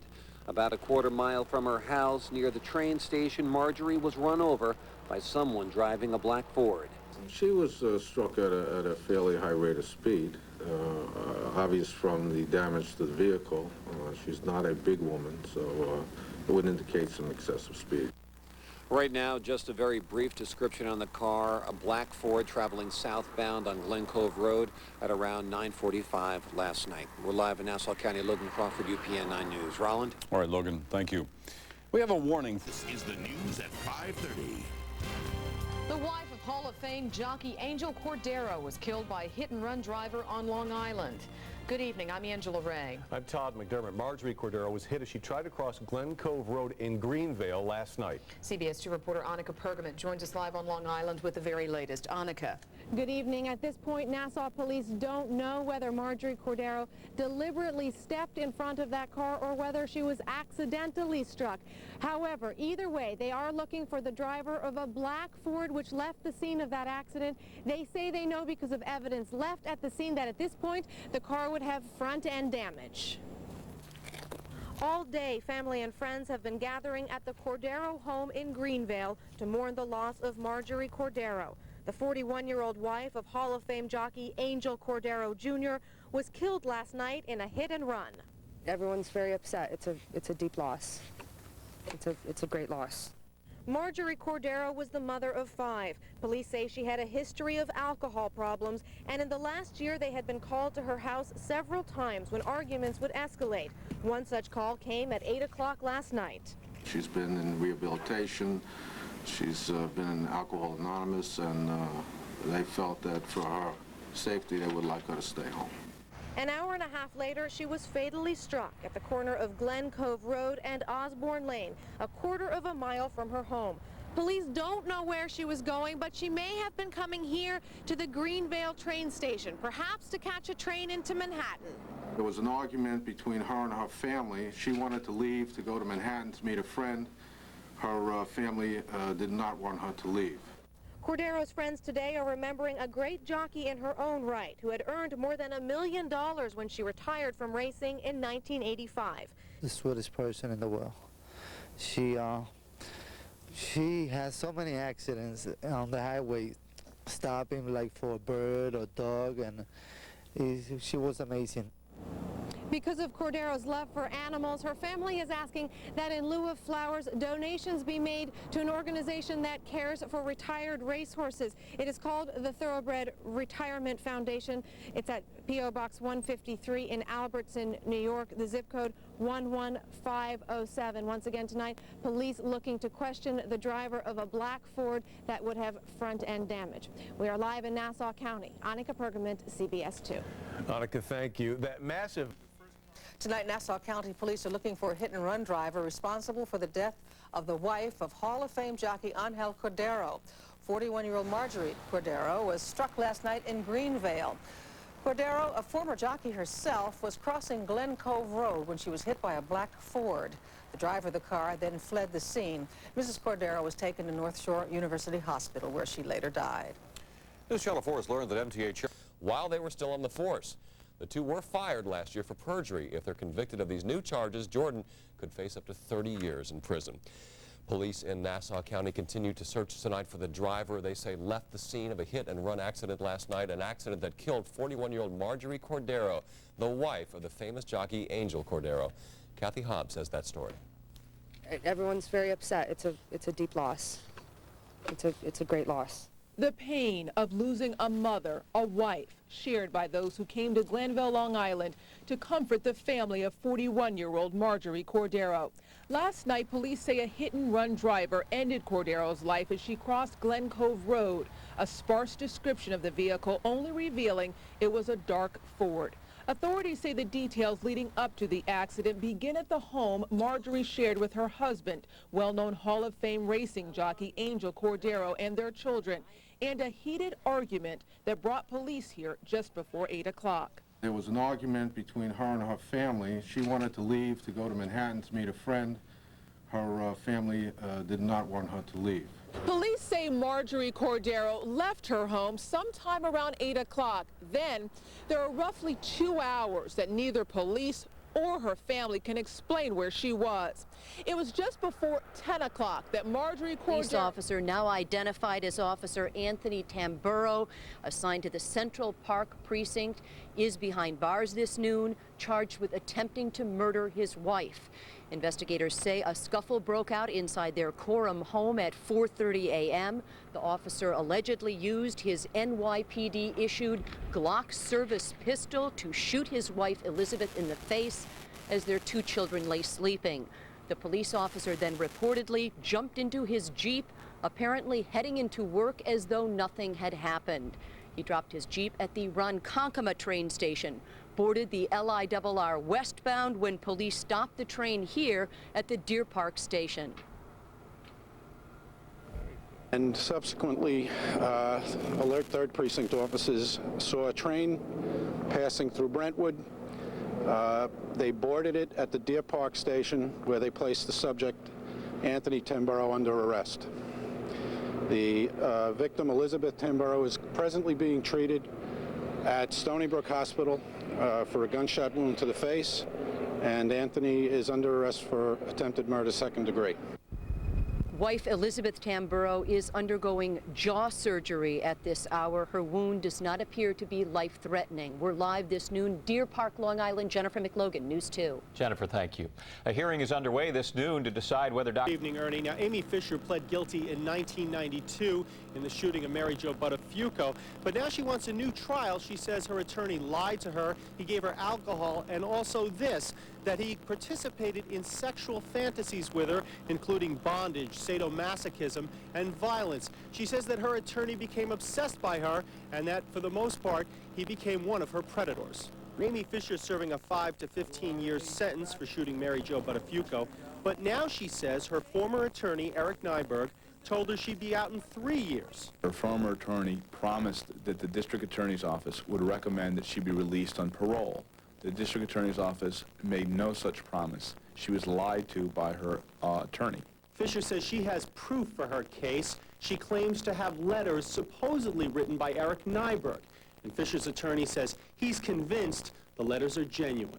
The letters contain some limericks and what her attorney calls inappropriate comments. In this one, Nyberg allegedly writes, "I would have thought you'd have signed up for the apple bobbing contest." On another, there is a cryptic hand outline and an apparent code greeting. It was kind of an inside joke between the two of them that no one would care about the difference in their age when he was 125 years old and she was 93 years old. I wrote her numerous letters. There was not one line in those letters that I am embarrassed about writing. There was not one line in those letters even slightly suggestive of an improper relationship. Eric Nyberg says all Fisher's allegations are false. I acted as father figure, mentor, morale builder, and everything else that was concerned with that young lady. This is a total betrayal. Amy Fisher has made other accusations of sexual misconduct, including against prison guards. I am the last in a long line of individuals who she has accused, who I know many of those accusations to be false, and it is the most disturbing day of my professional career. I'm not sure about the other allegations other than to say I don't believe Ms. Fisher's ever made a false allegation regarding this. I can also say that what we have is Eric Nyberg's own words. They're going to end up condemning him. Nyberg says he's upset because he's done so much for Amy Fisher. I feel angry, I feel betrayed, I feel hurt, I feel used. Now, the papers do not allege that the pair actually had sexual intercourse. They do say, though, that Amy Fisher would sit on Eric Nyberg's lap, kissing him while they shared sexual fantasies. Nyberg, of course, denies it all. Live in Mineola, Dick Brennan, UPN 9 News. Brenda, back to you. Dick, thank you very much. Police in the... Dead at the age of 84. So we move on now to football. For the next 3 weeks, get used to the phrase, this is the Jets' biggest game of the year. First come the Dolphins in Miami Sunday night. Then they shuffle off to Buffalo before ending the season at home against the Patriots. But first things first, it was 2 months ago to the day that the Jets had their way with the Dolphins at the Meadowlands, both when they had the ball and when they were chasing it. They did Dan Marino in with a 20-9 victory, but that was then. Now they'll be playing under a hostile moon over Miami. Jimmy Johnson called out the fans down in Miami. It's impossible to get tickets. I have people that I'm trying to get tickets for. I can't get it because there's nothing there. And so it's going to be a pretty, I imagine it's a hostile environment. The fans are going to be real loud. I mean, I think it'll be an exciting game, but I don't think the environment's going to be something that I'm not personally used to. So, I mean, I think they'll be enthusiastic, and that's the way it should be. You bet. Is accused tonight of trying to kill his wife. He was arrested on his way to work. Dick Brennan is live in Deer Park, Long Island with the very latest for us. Dick?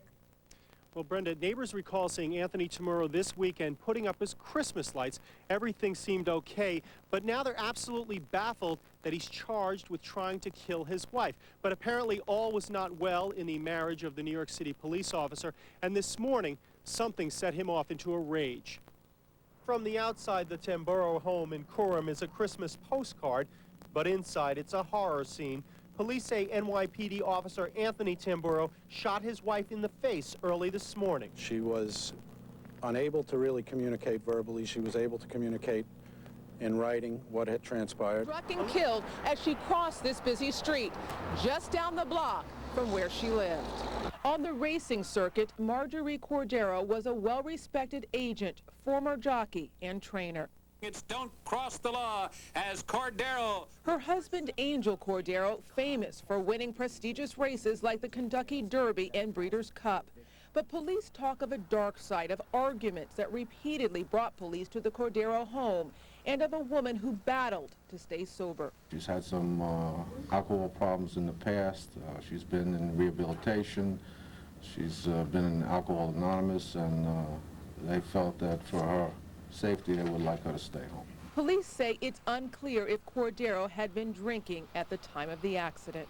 I never knew she had a problem like that. Daily News photographer Dan Farrell has known the Cordero family for nearly 2 decades, documenting their long careers. The two of them would be on ponies and riding out to the racetrack. As they brought their horses out there, they'd be hand in hand on the horses, and they were a very close couple. Now, as loved ones mourn their loss, police still search for a killer, a driver who hit an innocent woman and left 3 children without a mother. On Long Island, Kathy Hobbs, WB11, News at 10. George W. Bush got down to presidential business today and made good on one of his... Thank you, Dora. A Nassau County cop is on the wrong side of the law this morning, accused of sexually molesting a woman. He was arraigned this morning. NJ Burkett is live in Mineola with the details. NJ? And Steve, as you know, detectives here in Nassau County have been investigating allegations from this past summer. In fact, that a Nassau County police officer forced a young woman into a sexual encounter. Today's arrest is based on an entirely new allegation, an allegation that a police officer stopped another young woman while he was on duty in the middle of the night and sexually assaulted her. Investigators say Officer Matthew Murphy was on the job and in uniform when he allegedly forced a young woman into a sexual encounter 13 months ago. The entire time she was in fear that the police officer may shoot her and that she was in fear for her life. She was walked into the woods with Murphy, and at which time she was sodomized. Detectives say it happened in a wooded area in Farmingdale, Long Island, not far from where another similar encounter was alleged to have taken place back in August. Detectives have refused to say whether Officer Murphy is a suspect in that incident, but they admit that the publicity it generated led to Murphy's arrest, which is based on an independent eyewitness who came forward. The witness had recorded not only the car number of the police car, but also the license plate number of the vehicle. The officer's wife and family left the courthouse this morning, described by their attorney as distraught. And we intend to fight it very, very vigorously. Are you questioning the credibility of... I'm questioning the entire incident. I don't even know if it ever happened, and certainly my client's participation in this incident is something that I believe never happened. And that's what he's told you? Yes. Officer Murphy denying the allegations. He was ordered held on $50,000 bail. The charge, first-degree sodomy. And investigators say there are indications that Officer Murphy had been stalking his alleged victim. We'll have more on that part of the story in Eyewitness News beginning at 5 o'clock tonight. Now we're live at Nassau County Police Headquarters in Mineola, Long Island. NJ Burkett, ABC 7 Eyewitness News. NJ, also on Long Island, an ongoing police search for the killers of rush hour. Authorities believe the derailment may have been caused by a cracked rail. Over 100 people were taken off the train and bused to a nearby station to complete their journey. There were no injuries reported. A message today. On. Investigators still trying to figure out the extent of damage to the train and the tracks. The train derailed at the Stony Hill crossing east of the Green Lawn station. NJ Burkett has the latest for us from the scene. NJ. Bill, just east of the accident scene, Green Lawn, Long Island. As you said, the train itself has been moved, but the track has been damaged. Just off the telephone with the Long Island Railroad, they're now telling me that roughly 1,000 feet of track has been damaged on the Port Jefferson branch. The track is being inspected at this hour. What we do not know is how serious that damage is, and we still don't know what caused this accident.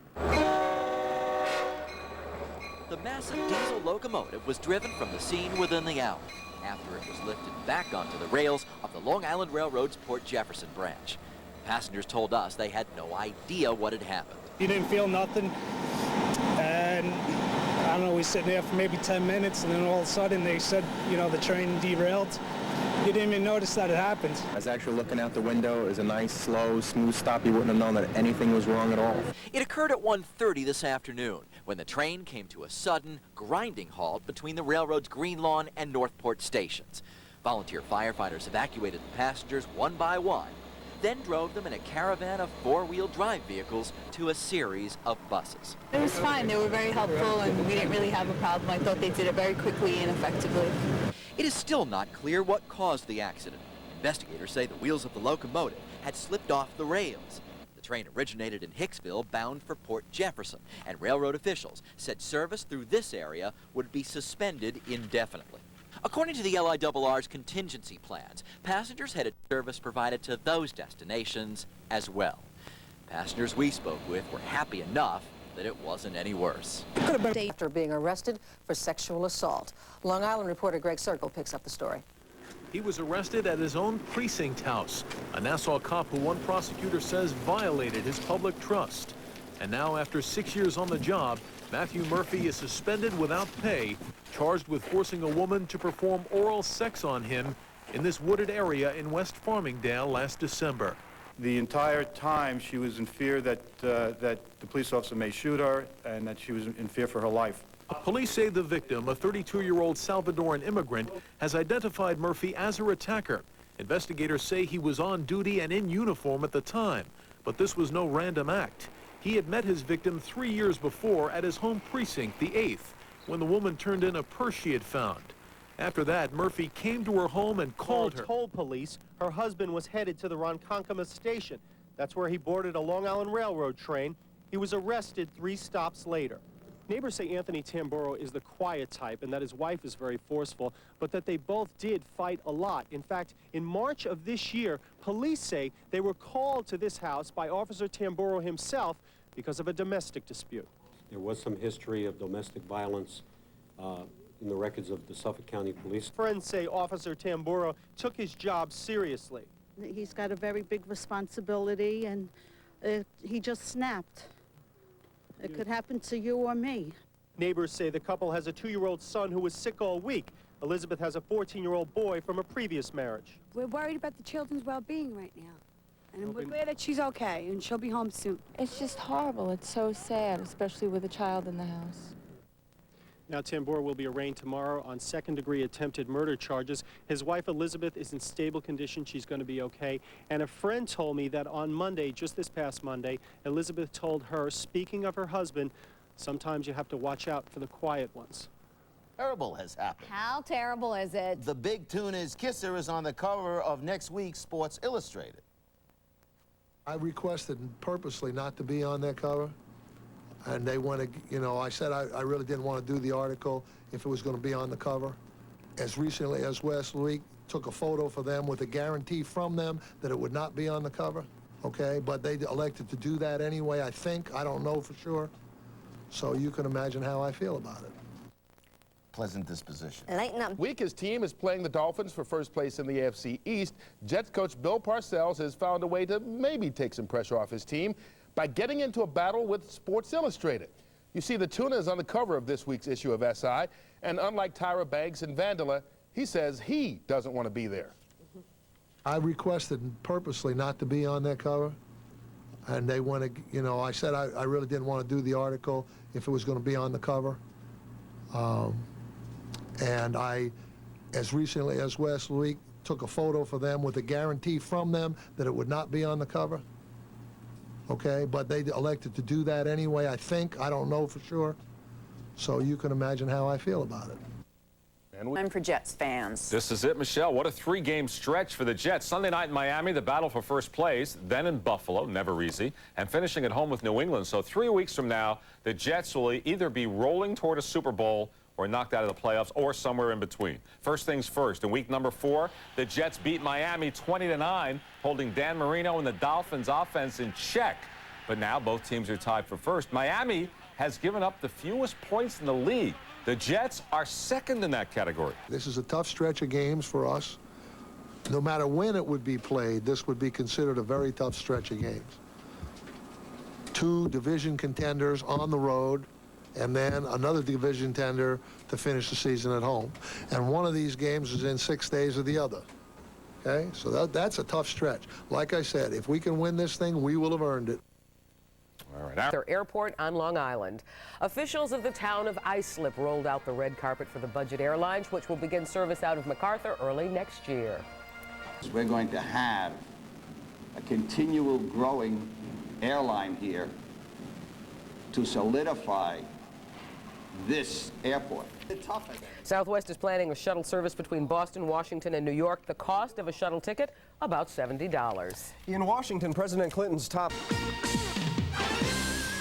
And good afternoon, I'm Carol Jenkins. And I'm Mario Bosques. Thank you for joining us. We begin with 2 breaking stories at this hour. Well, the first, a Suffolk County policewoman who was shot late this morning. She was hit in the shoulder. She's hospitalized, but her wounds are not life-threatening. The shooting happened at a Gulf gas station on Sunrise Highway in Bayshore.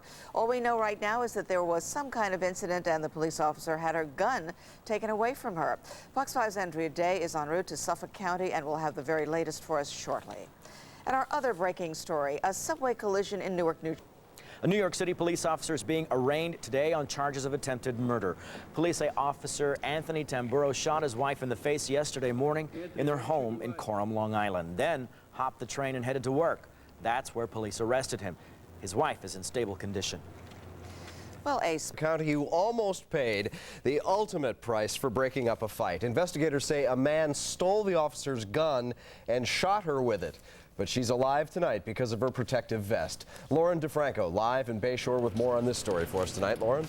Well, Rob, the bullet that was heading straight for police officer Marlene Lose's chest hit her bulletproof vest and didn't travel any farther, and that is precisely why doctors say she is alive and doing well tonight. Now, doctors did remove a bullet from her arm, and we're told she took a pretty serious beating to the head. A patrol car window shattered by gunfire doesn't even begin to tell the story. Investigators surrounded the Gulf gas station on Sunrise Highway to piece together the string of events that landed police officer Marlene Lose in the hospital. Well, we're all gratified that Officer Lose was not injured more than she was. Her life was saved by her bulletproof vest. It all began when investigators say a man attacked a woman while she was pumping gas. Witnesses say the victim ran into a nearby... to strike up a relationship, but the woman rejected him until he found her at this gas station that December night and ordered her to follow him to the wooded area.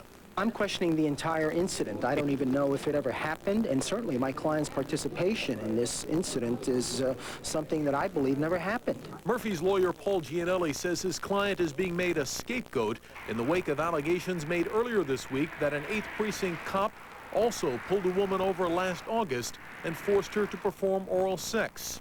Police won't say if Murphy is a suspect in that case, but say they have a female witness who placed him in the woods last December. The woman is a kind of neighborhood watchdog who uses notes scribbled on calendars to keep track of comings and goings along a street that's been a notorious lover's lane. On the night in question, police say she saw a patrol car and another car parked here, wrote down their license plate numbers, but never reported it until earlier this week when she heard about allegations of sexual abuse by a Nassau police officer. That's when she pulled out her calendars and provided cops with their big break. I think it's absolutely disgusting. I can't imagine something like that happening. Murphy's family said nothing to reporters after he pleaded not guilty at his arraignment. The husband and father of two is back in court next month. Greg Sergel, News Channel 4. Police have yet tonight. A man sworn to uphold the law has been arrested for breaking the law. Cynthia Guava tells us about a Nassau County police officer who has been charged with forcing a woman to perform a sex act. Matthew Murphy was arraigned this morning on charges of sodomy in the first degree. The 36-year-old Nassau County cop is accused of stopping a woman and forcing her to perform oral sex on her. The alleged incident occurred 2 years ago, a crime never reported until now. Murphy works out of the 8th Precinct in Levittown. Investigators say he stopped a woman in Farmingdale 2 years ago, took her to a secluded wooded area, and sodomized her. Officials say Murphy knew the victim and was stalking her. The entire time she was in fear that the police officer may shoot her and that she was in fear for her life. Officials are also investigating whether Murphy was involved in a similar incident that occurred last August. In that incident, officials say a woman was stalked by an officer on duty in an unmarked car. She was taken to a wooded area in Bethpage and forced to perform oral sex on the officer. We haven't concluded that investigation, so we haven't determined any suspect in that case yet. But police say there is one link. When the August attack hit the newsstands this past week, police say a witness came forward, a woman who told cops she witnessed something very similar 2 years ago in the same precinct. The witness had recorded not only the car number of the police car, but also the license plate number of the vehicle. Police took that license plate number and tracked down the victim. The victim told police she was attacked by Murphy 2 years ago. Police records show Murphy was working that night, driving the same car the witness identified. Murphy was arrested last night at work. His family was in Hempstead Court today for his arraignment. I'm questioning the entire incident. I don't even know if it ever happened, and certainly my client's participation in this incident is something that I believe never happened. Murphy is suspended without pay. He's free on bail. He's due back in court in mid-February. In Levittown, Cynthia Guava, UPN 9 News. Finally tonight, some really hardcore Giants fans turned out to honor Big Blue by turning blue. Oh, yeah, they took a dip in the frigid Atlantic Ocean. More than 100 members of the Polar Club. Yeah, those polar bears took the plunge off the shore of Long Beach today. The swim was more than just winter fun. It was also a special fundraiser. The group was raising money for the Make-A-Wish Foundation. Heart of souls, aren't they? That's it for us tonight. Thank you for joining us. I'm Koran Mahalik. I'm Reg 999. I bet you were bundled up in coats and scarves today, but more than 100 people put on their bathing suits and hit the beach on Long Island for a dip in the ocean. They're all members of the Polar Bear Club in Long Beach, and the winter swim has become a Super Bowl Sunday ritual for them. This time around, they raise money for the Make-A-Wish Foundation. Ooh, it looked cold out there. Great reasons to visit your Tri-State Quality Ford store today. Everybody in the ocean, ho, if you dare. It's time for the 4th annual Super Bowl Polar Bear Plunge in Long Beach. This year, though, there is a method to this madness. They're raising money for the Make-A-Wish Foundation. More than 100 polar bears made the plunge this afternoon. I think it might just be easy. Investigators say 26-year-old Anthony Correnti had sex with the girls over the last 3 years. They also say they found videotapes of Correnti having sex with 2 other teenage girls in a classroom at the School for Environmental Studies. Correnti resigned from his teaching job back in 1999. In New Jersey, firefighters rescued 2 young girls trapped in a 3-alarm blaze in a Rutherford home this morning. Newscopter 7 was over the scene. A former Manhattan school teacher is being held on a suicide watch tonight after being charged with having sex with 5 teenage girls. Police say Anthony Correnti is at the center of a shocking web of child porn and former students. We have the story now from Greg Sergel. Prosecutors say the 26-year-old met his victims in the classroom or over the internet. And now former school teacher Anthony Correnti is facing a 52-count indictment. It alleges that since 1997, Correnti sexually abused or raped 5 girls between the ages of 13 and 16. It's very scary that someone this young in a position of trust, such as a school teacher, could engage in this type of activity. Correnti taught at both Manhattan's High School for Environmental Studies and later in Nassau County's Seaford School District, resigning both times. Prosecutors say a tip from a parent prompted their investigation. But the bulk of the evidence against Correnti was found when investigators raided his West Islip home and seized his computer. About 10,000 images of child pornography, approximately 500 videotype clips in a computer format of child pornography. It's perhaps the largest cache of child porn ever found in Suffolk. In addition, prosecutors say they discovered a videotape showing Correnti having sex with 2 14-year-olds in a classroom. Correnti's neighbors, many with young children, were outraged. It's sick, you know, because it's so close to home. It's right on your block. I couldn't believe it. I'm appalled that nothing was done from the city nor Seaford School District. City schools investigators say they checked allegations against Correnti. A woman came into the gym screaming with her hands on her head. Soon after, police officer Lose responded to the attack, and she became the victim. This male then grabbed her by the head, wrestled her to the ground, and began pounding her head into the ground. A struggle ensued, during which time the officer's gun was taken from her holster, and she was shot. In fact, Lose was shot twice, once in the arm and once in the chest, and needed assistance. Minutes later, 2 of her fellow officers arrived. There was a short foot pursuit westbound on a North Service Road. The responding officers were able to overtake the individual and capture him at that point in time. How many? And that was Lauren DeFranco. Well, somebody thought they had a pretty good idea, and it was a good thought, put an anti-drug message on pencils so that kids would see it every time they did their homework, but one 4th grader got the point that the others missed. Kimberly Richardson is just back in our newsroom with that story for you. Kimberly. Well, John, I have no doubt the folks who invented the clapper actually spent many nights clapping before they put their product on store shelves. They tested it out. Sounds like the golden rule for anyone coming up with a clever product or idea. But as one 10-year-old little boy found out, there are always exceptions to the rules. It didn't take much time for this 4th grader to see the writing on the wall, but in this case it was on these pencils. You see, more than 400 kids at this upstate New York elementary school received pencils from their town police. The Long Island company that makes them, the Bureau for At-Risk Youth, specializes in producing more than 2,000 drug prevention items and then sells them to schools all over the country. Which brings me back to the pencils. They have catchy slogans on them reading, "Too cool to do drugs." But Cody noticed something very wrong when he did what you're supposed to do with pencils. He sharpened it, and to everyone's surprise, the anti-drug message backfired. I said, look at it, says, cool to do drugs. Cody's teacher was shocked. They always come up to you when you're in the middle of something, and I'm going, what? Oh yeah, oh yeah, oh yeah. It gets worse. Sharpen the pencil some more and the message gets reduced to only saying do drugs. Cody wrote this letter to the company pointing out the mistake. We've recalled all the pencils, and we've substituted a new pencil for the old one, and we're going to watch in the future, make sure this doesn't happen again. He says Cody saved the day, and his classmates got a box full of T-shirts and a big thank you from the company. By the way, the new pen... In other news, a pencil company has announced a recall. The pencils come with an anti-drug message, too cool to do drugs. But when you sharpen it, the message eventually says it's cool to do drugs. Sharpen the pencil even more, and the message simply states, do drugs. The company is changing the message, so sharpening will not send the wrong message.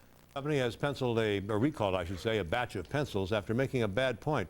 The pencils carry the slogan, too cool to do drugs, but when you sharpen the pencil, the message is reduced to cool to do drugs. Then eventually, as you keep sharpening it, do drugs. A very sharp 10-year-old boy pointed it out. The company ordered a new batch so that the message is now written in the opposite. The weekend, 12:30 Saturday in Buffalo, Jets with a chance to wrap up the AFC East. The first time they played, the Jets put a hurting on those Bills, but there's a lot more on the line this time, like first place for either team. You worry about this one game, Buffalo, and then then you start worrying about other things after that. Obviously, this is the most important game of the season right now, and some of the Jets celebrating their first ever division title tonight at the Marty Lyons Foundation charity event on Long Island. Gang Green's already clinched the first-round bye for the playoffs, but they know their work's not done just yet. We got to play New England. We want to beat New England and go into the playoffs on a positive note. And New England's playing great ball, so that's going to be a big game. Then we'll have to wait and see who we play in the playoffs. Well, a good week for both New York teams means a good week for me. He's Vinny. He's been so good this year. They want their relationship with Vinny Testaverde to just be the beginning of a beautiful friendship. Like 4 years, $24 million worth of friendship. It's well-deserved. Vinny's 11-1 as their starting QB, 25 touchdown passes to just 6 interceptions, a Pro Bowl invitation. They're very close, but not done yet. We have not agreed to the deal. We've discussed a lot of the major issues. There are no big disagreements on the major issues, okay? But we have not completely discussed the logistics and the byproducts of doing this deal to my satisfaction. Yeah, I don't know where they are on it. I know, other than being close, I don't know what day I'll sign it, but you know, like I've said all along, I'm not really worried about it, and again, I don't want it to be a distraction for me or for my teammates. I just want to stay focused on New England because that's what the task is at hand here. The title was fun. Just look how broad. Geared up, these Jets. And for good reason. That's right, folks. Yes, the Jets are division champs. Yes, the Jets have their playoff position all locked up. So, win, lose, or draw in Sunday's regular season finale against the Patriots, nothing will change for the Jets. But head coach Bill Parcells will take nothing for granted. You know, they have a lot to gain by coming down here and beat us. And, you know, we want to try to play well so that we are going in. Found no evidence of criminal wrongdoing. Seaford schools would only acknowledge that Correnti had worked for them. After the raid here at Correnti's home, prosecutors say he provided them with 3 written statements, in effect confessing and admitting he had a sickness. Prosecutors fear, though, that more victims may be found. Correnti's lawyer wouldn't comment. Correnti is being held on a $500,000 bail on a suicide watch. Greg Sergel, News Channel 4. All right, Corinne, thanks. A family dispute has ended in tragedy tonight. A woman is accused of shooting her own son. Now, Jim Gately has been following that story and joins us live now from Nassau County Medical Center with the latest. Jim? Well, Roland, right now the son is in critical condition in the intensive care unit. It's not known if he will pull through because he was shot in the chest. And police also don't know if it was a deliberate act or an accident. Late this afternoon, Nassau County Police swarmed this Hicksville house after reports that a shot had been fired. Neighbors say they never suspected anything unusual about the mother and son who lived there. He was a typical teenager, you know, fast cars, but nothing to this extent that we would think anything like this would happen. Very surprised. Any trouble here before? No, none at all. It appears the incident began with an argument between the mother and the son. The incident ended when the mother fired a handgun and the shot hit the son. Police rushed the son to an ambulance, but his chest wound was considered so serious, he was then immediately airlifted to Nassau County Medical Center. Neighbors could not believe he had been shot. My fiance and her sister went to school with Brian. Seemed like a very calm sort of guy. This is really a shock to the neighborhood. The mother and son lived here. The husband died 2 years ago of cancer. The woman, who sources say works for the New York City Department of Corrections, was taken into custody. While local residents were surprised by the mysterious shooting, one said there may have been hints of a family dispute. Really not sure. You know, it's hard when you're a young adult. There's a lot of things you can get in trouble with that catch up with you fast. Right now, it's all under investigation, including what the original argument was about, and charges against the mother are pending. We're live in Nassau County. Jim Gately, UPN 9. Brenda, back to you. Jim, thank you very much. A 15-year-old boy is under... Una familia de Long Island. Un joven de unos 20 años fue herido de bala esta tarde. La autora del disparo es su progenitora. Rafael, nuestra colega Olga Álvarez se encuentra en Long Island con los detalles de esta triste historia. Olga, adelante. Muy buenas noches, Denise. Aparentemente fue todo resultado de una disputa doméstica. No se sabe si fue accidental o fue intencional, pero lo cierto es que una madre sacó una pistola y disparó contra su propio hijo. Los vecinos de la calle Cantiac Rock Road en Hicksville se sorprendieron esta tarde al ver salir esposada a la dueña del número 219. La policía esposó a la viuda después de que supuestamente ésta le entró a tiros a uno de sus hijos de alrededor de 20 años. Todo sucedió alrededor de las 4 de la tarde. El hijo, herido en el pecho y el hombro, fue trasladado al hospital Nassau County Medical Center, donde fue intervenido. Liz Isabel conoce a la madre sospechosa. Probably, but she was retired. Her and her husband both retired. She worked for the Department of Corrections. Su esposo murió hace poco de cáncer y ambos eran retirados. Trabajaban en el Departamento de Correcciones. En cuanto a los hijos, son adolescentes con problemas habituales de esa edad y estamos muy sorprendidos por su reacción.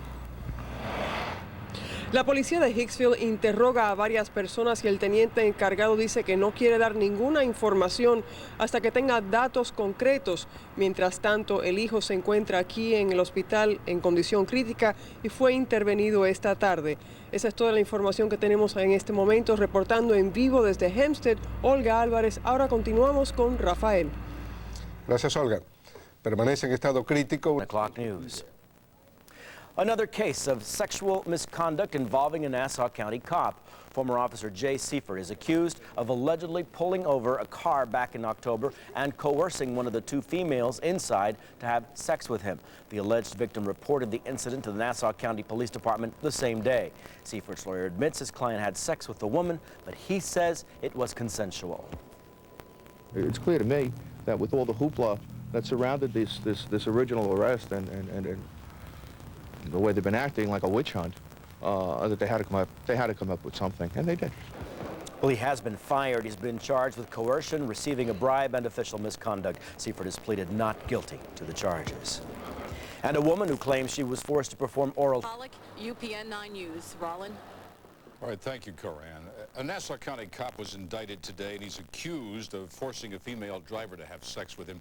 Jay Seifert, seen here on the left, is charged with stopping two female drivers and then making one of them have sex with him. The incident allegedly happened last October. The grand jury dropped the rape and sodomy charges, but indicted him on coercion and other charges. A woman who started walking por detrás. En otras noticias, en el condado de Suffolk, en Long Island, no se acaban los problemas para su departamento de policía.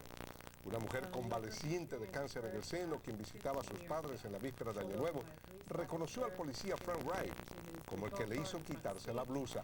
La mujer dijo haber subido al auto patrullero siguiendo las instrucciones de la gente y que semidesnuda había sido obligada a caminar 4 cuadras cerca de Mystic Beach. Y las cosas siguen empeorando para el... More allegations tonight that Suffolk County Police stopped women and forced them to strip. 3 more women have filed suit today. One talked about an incident from 15 years ago. Another told a story of being stopped and later waking up to find the officer in her bedroom, while another, who did not want to be identified, told how the officer forced her to take off her shirt, even though she had scars from breast cancer. He asked me if there was 2 things that I could do. I could go to jail, or I could take my top off. And at that time, I took my top off. I didn't want to go to jail. But first I told him no, because I told him I didn't want him. He asked why.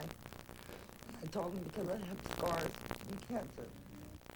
These women did not name Officer Frank Wright, who, as the man who assaulted them. Wright is accused of more than a half a dozen other cases.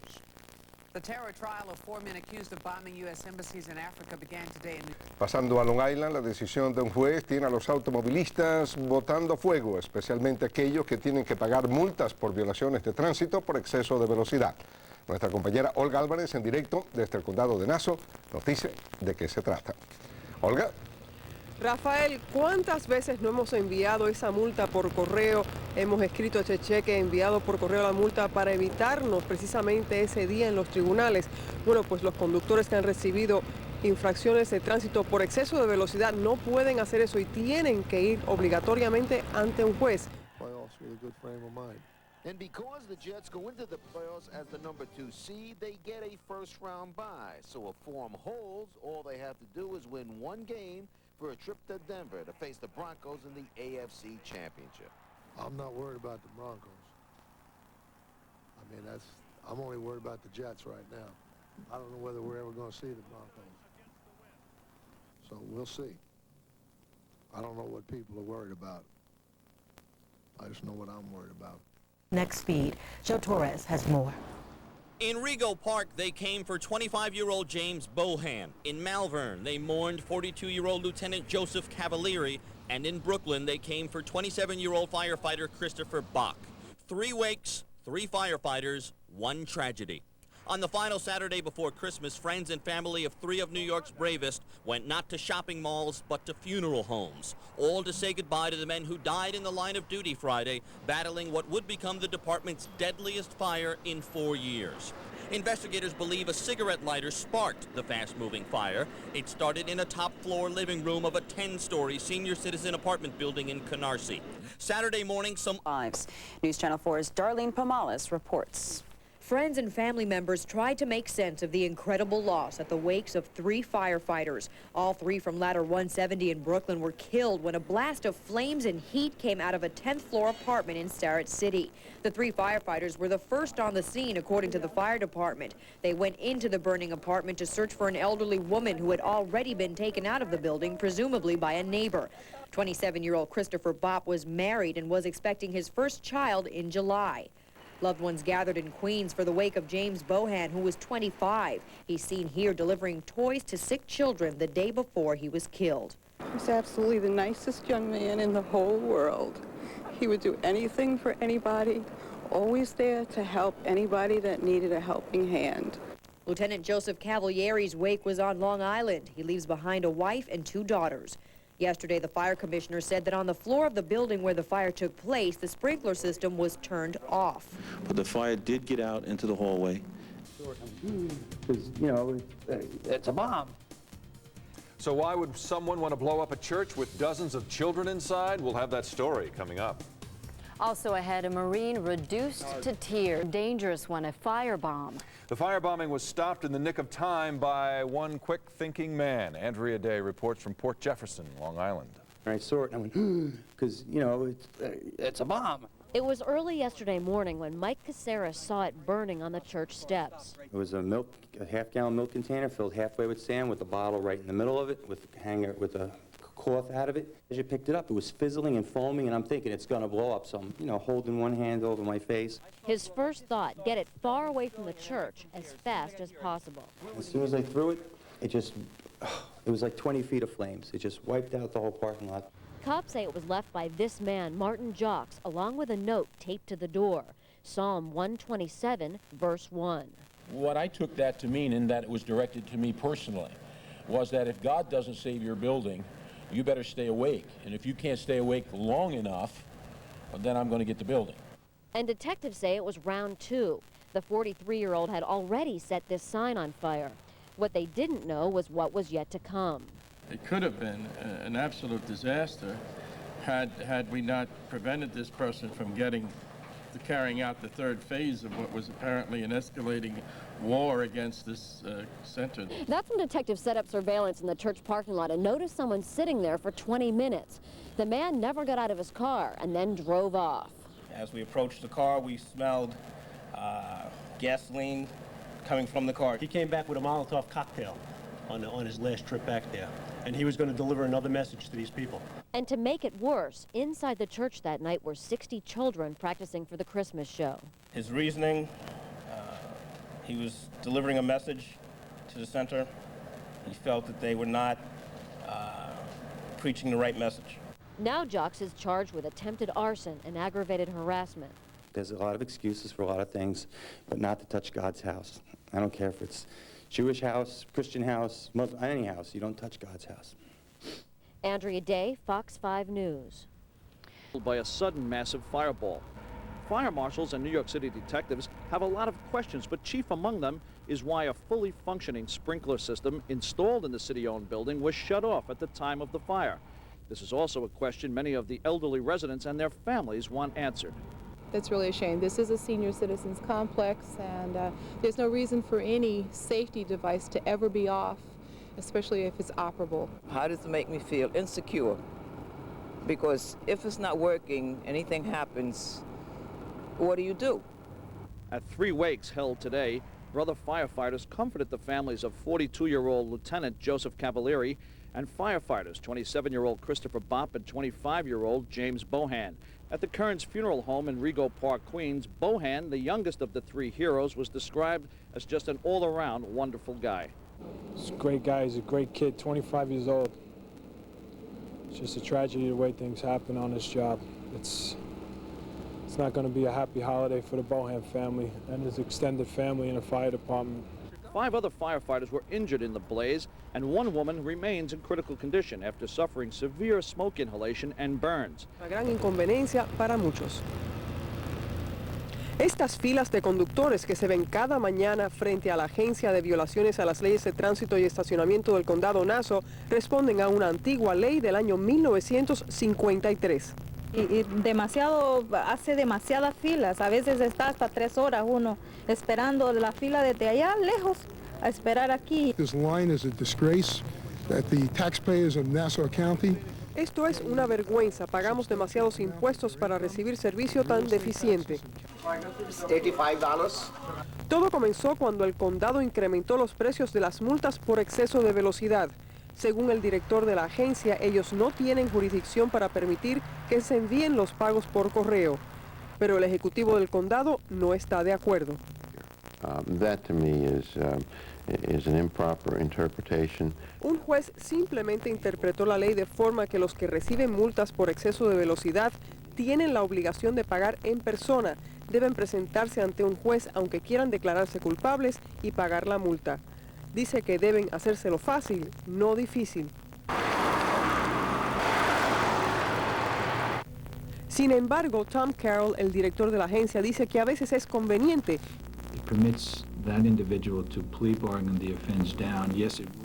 Les ofrece a los conductores la oportunidad de negociar su multa y eliminar esos costosos puntos de su licencia. El Ejecutivo del Condado busca el apoyo de los senadores estatales para que se apruebe una ley que revierta todo como estaba antes, que sencillamente se pueda enviar el pago por correo. Por supuesto, tienen que ser multas por velocidad, multas menores. También me aclaró que hay 130,000 multas pendientes que significan para este condado $13 millones, así que está muy interesado. Informando en vivo desde Mineola, en Long Island, Olga Álvarez. Ahora continuamos con Denise. Gracias, Olga. And 9 News. Tonight, a search for a group of thugs on Long Island has intensified. Police are hoping a surveillance video will lead to that group that savagely beat an aspiring male model. Logan Crawford is live now in Suffolk County with the latest on this story. Logan? Roland, a Medford man is recovering tonight. He was attacked brutally. He was left in a near coma. His orbital sockets broken. His lip needed reconstructive surgery. It was that bad. And what makes the attack so especially brutal is the fact the man hoped to make a living with his face. Robert Bettis is a young man who dreams of becoming a model. But you won't find these photos in the Medford man's portfolio. You see, this is what his face looked like after being viciously attacked and robbed. When he arrived at the parking lot of the California Diner in Patchogue, he got out of his car, never saw anybody approach him at that point, and was assaulted in the parking lot. Investigators are releasing a surveillance tape taken outside of a Smithtown bar on the night of the attack. Detectives want to talk to these 2 men who encountered Robert Bettis near the bar. A short while later, he was jumped upon arriving at the Sunrise Highway Diner. Certainly, he's been traumatized by the event. The injuries were severe. He's required some plastic surgery to his face to repair some of the injuries. Police say robbery was the motive for the attack. His chain and crucifix stolen, along with his gold watch. The 2 men police want to question are seen in the tape running for their car, a white Camaro. Tony Warren, Robert's cousin, says whoever assaulted Bettis showed no mercy.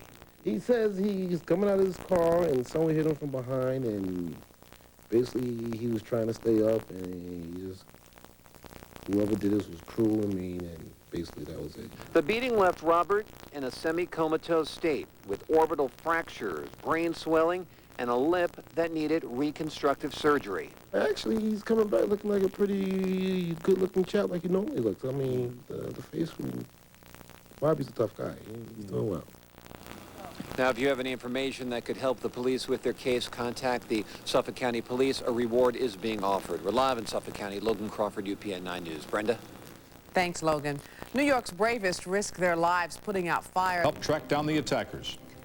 A Nassau County judge is putting the brakes on speeders by making them come to court to pay off their tickets. As Chris O'Donoghue reports, many drivers say the system is making their lives miserable. I don't really like it. I don't really like it. I don't want to be here. It was a highly resentful crowd outside Nassau County Traffic and Parking Violations Agency in Hempstead. The line stretched for a long 2 blocks, and people spent up to 3 hours waiting. Broke the law. I was speeding. Like Kevin Bennett, most of these people are here for speeding violations. They may have been in a hurry when they got their tickets, but now because of an obscure law in Nassau County, they are left cooling their heels when it comes to paying up. A judge says speeders can no longer mail in their fines, even when they want to plead guilty and pay up. Now they must show up in person. I think if people want to plead guilty, why should they have to show up? Especially if it was their first time. There are some who say forcing speeders to come to court regardless is not a bad way to get their attention. But County Executive Thomas Galata is not among them. He wants legislators in Albany to change this law. There are $13 million in potential money that is outstanding to the taxpayers of Nassau County that TIPFA needs to collect. I'm told over 130,000 tickets that are 60 days old. And people want to be able to do it by mail. The county executive says maybe not all speeding violators should get off the hook with any change in the law, but that should be up to the Board of Judges that sets limits. They may want to say, in establishing regulations, that if people are in excess of 20 miles of the speed limit, or if they have an excessive number of speeds, that then they'll be required to come in. I like to just pay it and get it over with. Everybody makes mistakes. Chris O'Donoghue, UPN 9 News.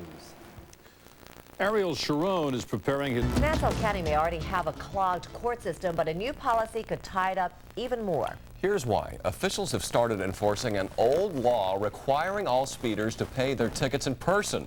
That has some drivers seeing red. Long Island correspondent Rosemary Gomez has more from Hempstead. As if the lines outside the Nassau County Traffic and Early morning blaze was felt by many. In Suffolk County. Police say Paul Waters and Angel Ramirez held up at least 3 drivers this month. The latest, they say, happened yesterday morning in West Babylon. That's when they robbed a driver at knife point. Police arrested the teens 20 minutes later. Well, there are a lot of people on vacation. 20% changing of the guard in the NFL, a frightening number. I don't think that's right. I don't think it's fair. In the course of this... Of course, I like coaches. It's our today's society. I mean, it's just the way we are. Gang Green destroyed the Patriots yesterday for the first 12-win season in the team's history. Did anyone say Super Bowl? MVP candidate Vinny Testaverde was terrific in the finale. I said not to. He started things off with a 4-yard touchdown pass to a wide-open Kyle Brady in the back of the end zone. And he got some help from a diving Dedrick Ward on this brilliant 17-yard aerial strike. Vinny finished the day with 4 touchdown tosses in the club's 31-10 victory. The 12-4 Jets don't play again for 2 weeks, but a New Year's celebration is not in the cards.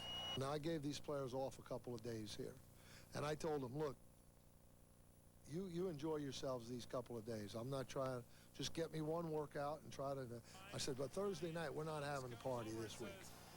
You know, just because it's New Year's Eve. You have your fun tonight and tomorrow night when you got to do it, but Thursday night's not going to be the night. Now, you've always got some that are going to try to do what, you know, you can't control them all. I'm not trying to control them all, but they're going to have to practice pretty hard on Friday. I wonder if the coach... Police in Suffolk County have arrested 2 17-year-olds in connection with a series of taxi cab robberies. Detectives say Paul Waters of Lindenhurst and Angel Ramirez of West Babylon hailed a cab and then robbed that driver at knife point. Police say the teenagers are also responsible for 2 other cab robberies on December 20th and 21st. League has got to be that of Bill Parcells. In 2 short years, he's taken Gang Green from the NFL outhouse to the palatial surroundings of that sprawling league penthouse. And they capped the regular season in record-setting fashion over the Patriots. Vinny Testaverde hooked up with Kyle Brady in the corner of the end zone. One of his 4 touchdown passes on the day put him past Joe Namath as the team's all-time single-season touchdown maker. You bet, head and shoulders above the competition. 31-10. Winners now, they get a week's rest before they open the postseason, but the boss is keeping them on a short leash. Like for example, now I gave these players off a couple of days here, and I told them, look, you enjoy yourselves these couple of days. I'm not trying, just get me one workout and try to, I said, but Thursday night, we're not having a party this week. You know, just because it's New Year's Eve. You have your fun tonight and tomorrow night when you got to do it, but Thursday night's not going to be the night. That's why he's the best. The Giants. Talking Jets, Ernie. After 6 straight wins, the Jets have 3 days off to go and do whatever they want. Do it now because Coach Parcells made it clear to the AFC champs they can't do what they want New Year's Eve. I said, but Thursday night, we're not having a party this week. You know, just because it's New Year's Eve. You have your fun tonight and tomorrow night when you got to do it, but Thursday night's not going to be the night. Now, you've always got some that are going to try to do whatever, you know. You can't control them all. I'm not trying to control them all, but they're going to have to practice pretty hard on Friday. And you can bet Friday's practice, New Year's Day, will be nothing but pain. Clearly, the idea here is not to let the Jets get rusty with their next. And 2 Long Island teenagers are under arrest tonight, charged with 3 vicious attacks on cab drivers. 17-year-old Paul Waters of Lindenhurst and 17-year-old Angel Ramirez of West Babylon are charged with first-degree robbery. They are suspected in the knife-point robbery of a cabbie in West Babylon Sunday morning. Police say in all 3 incidents, the suspects slashed the cabbies before robbing them, but none of the drivers were seriously injured. And tonight, this is News Channel 4 at 11. The first snowfall of the season tonight as a cold snap sweeps through the tri-state. But first, a deadly fire. Very much. Monday Night Football led to a bust of topless dancers on Long Island. Undercover cops raided Upper Dock Jimmy's Bees in Kings Park and charged 3 women with dancing topless at halftime. The owner was also arrested. Extra officers were brought in to close the place down. Police moved in after getting a tip. The topless dancers at halftime was a tradition at the place. But a special group of people made sure the babies did not wind up buried in Potter's Field. Baby Christina from the Bronx and baby Gabriella from Washington Heights were abandoned earlier this month and found dead by police. They would have been buried unnamed and alone if not for a group from the Nassau County Police Department called Ambulance Medical Technicians Children of Hope. We are here to make sure that we can give them an opportunity to leave the harsh life that they had and bring them into a spiritual life and carry them on to the beginning of a new life. The committee helps to bury the bodies of dead abandoned children. It's held 8 funerals this year. Jacquard says it helps give closure to the ambulance technicians sent to pick up the abandoned babies. And he urges pregnant women who don't want their babies not to abandon them, but to call for help. The man who often found himself reporting on some of the city's biggest stories was laid to rest today. A funeral service was held on Long Island for Daily News columnist Mike McAlery, who died last week after losing his 2-year battle with colon cancer. It was McAlery who broke the story abuse case, work which earned him a Pulitzer Prize. The 41-year-old columnist leaves behind a wife and 4 children. They were the most helpless victims. 2 newborn babies brutally murdered and abandoned in New York City. Now, some volunteers on Long Island hope to give these short lives some meaning. Today, those 2 unknown baby girls got a proper funeral and burial. Stacey Sager has the story.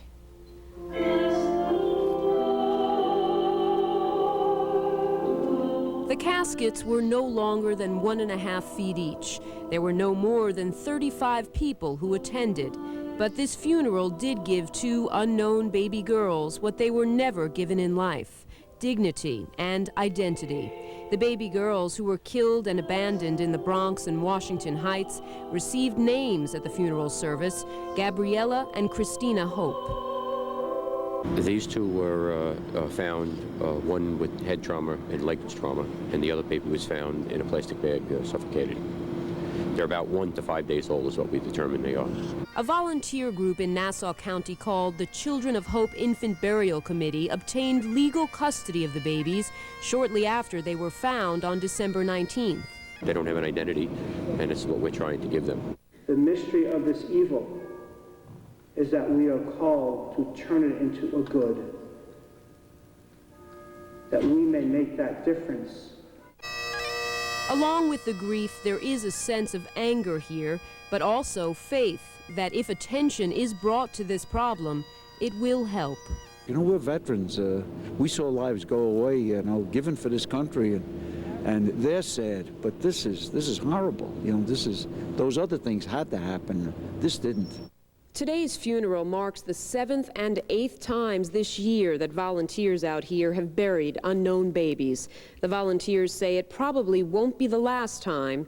They just hope people realize how precious life is. Hundreds of people paid their last respects to Mike McAlery, the Pulitzer Prize-winning columnist. His funeral was this afternoon in Bellport on Long Island. Among the people who attended the service, singer Paul Simon. McAlery was a veteran writer who won the Pulitzer for his coverage of the Abner Louima case. McAlery died on Friday of colon cancer. He was only 41. Well, McAlery was just... 3 Long Island men are under arrest tonight, charged with armed robbery. When police arrested Philip Miller, Ovidio Santiago, and Walter Herrera, they also found gloves, masks, and a supply of weapons and ammunition that cops say included semi-automatic handguns and sawed-off shotguns. Police say more charges are expected to be filed against the 3 men. They're suspects in 15 armed robberies. And wind chill factor may become a dangerous factor by tonight. Snow squalls were reported on eastern Long Island, this one in Coram, and in several other spots around the area this morning. There was no accumulation, simply another reminder of the season. You may recall it was just a week ago today that temperatures in Central Park were in the... For ABC News. A mother faces stunning charges tonight. Police say she was driving drunk with her 2 young children in the car. 41-year-old Valerie Bradley is charged with DWI and endangering the welfare of a child. Police say Bradley's car was weaving in and out of lanes on Route 25A in Huntington last night. They say her 8- and 10-year-old children were inside the vehicle. Sandra, an air traffic controller at Newark Airport. 3 Long Island men are behind bars tonight, charged with at least 15 armed robberies along the border of Nassau and Suffolk counties. Police say the 3 men used a laser-sighted semi-automatic weapon. Now, the red dot thrown onto the targets was enough, according to detectives, to scare the victims into submission. Police say the men also stockpiled a number of shotguns, rifles, and smoke grenades. In an effort to prevent future... Getting used to sub-freezing weather grabs you by the nose, by the fingers, and yes, by the toes. Add to that the wind. You can really see it in these pictures from Suffolk County. They only had a dusting of snow in Coram, but with limited visibility. And this was a scene...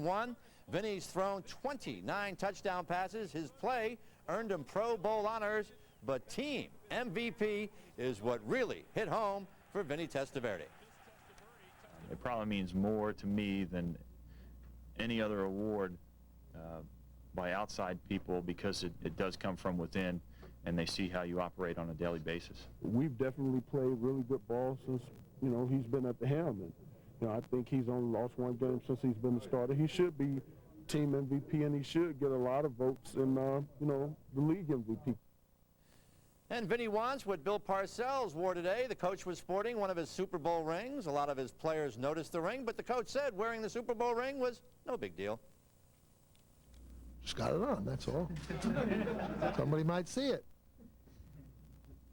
Not you guys. I'm not worried about you guys seeing it. Right? That's just a ring. It's just got it on. Doesn't make any difference. I did notice it, but what I took away from it was this is what you play for.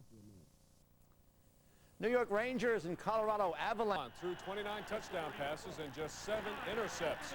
He's the first Jets QB to get the team MVP award since Ken O'Brien in '85. It means a lot, because these are the guys that I watch every game. It probably means more to me than any other award by outside people, because it does come from within. Vinny's going to the Pro Bowl, and he was also named to the AP All-Pro team today. In 1988, he threw 35 intercepts playing for Tampa Bay. 10 years later, he's making all the right plays for his hometown team. He should be team MVP, and he should get a lot of votes in, you know, the league MVP category, because what he has done for this team has been very instrumental in our success. When it crashed into a cemetery in Suffolk County, the pilot says he lost power while practicing touch-and-go landings with his nephew at Republic Airport. He was then forced to make a crash landing at Mount Ararat Cemetery in Farmingdale. The pilot and his nephew walked away from that crash with only minor injuries. Surfing than driving at the moment. Earlier in the day, portions of the FDR, the LIE, the Henry Hudson, and Cross Bronx were all closed because of flooding. The rain has stopped for the moment, but for victims of today's mess, 1999 is off to a very soggy start. A river runs through it, at least through New York today, when flash floods turned roadways into canals. Firefighters busy rescuing motorists from their cars. This father in Queens trying to comfort his children's flood of tears. They were crying because they're scared. They never seen this type before. Long Islanders didn't fare any drier. In Franklin Square, rescue workers resorted to rafts on the roads, while this driver in Elmont had no choice but to wait in the trunk for a lift. Even a four-wheel drive didn't have a chance. For this Queens homeowner, she didn't have to leave home to feel the devastation. She lost everything but the clothes on her back when the water, like a tidal wave this morning, completely filled her basement apartment. Only thing I got is the clothes on my back. Everything is covered underneath there. Everything that I own is underneath there. It's covered, as you can see. All her neighbors' basements looking about the same. All their Christmas gifts, personal possessions, gone. Alice Gooden spent a month homebound with a cold. Now she doesn't have any electricity or heat. And I really need to get the water out the basement. And I used to get it out by myself, but I can't do it now, you know. I have to get someone to do it. Indeed, residents here in Springfield Gardens complain it is a common occurrence every time it rains heavily. City officials tell me they are in the midst of building a new multi-million-dollar sewer system to help drain the water, but it is still years from completion. It's devastating, you know, devastating. The basements are wiped out, furniture's ruined. It's just terrible. And I've seen it happen 5 or 6 times. They're working on it, but not fast enough. Now, a shelter has now been set up at Junior High School 231 just south of here.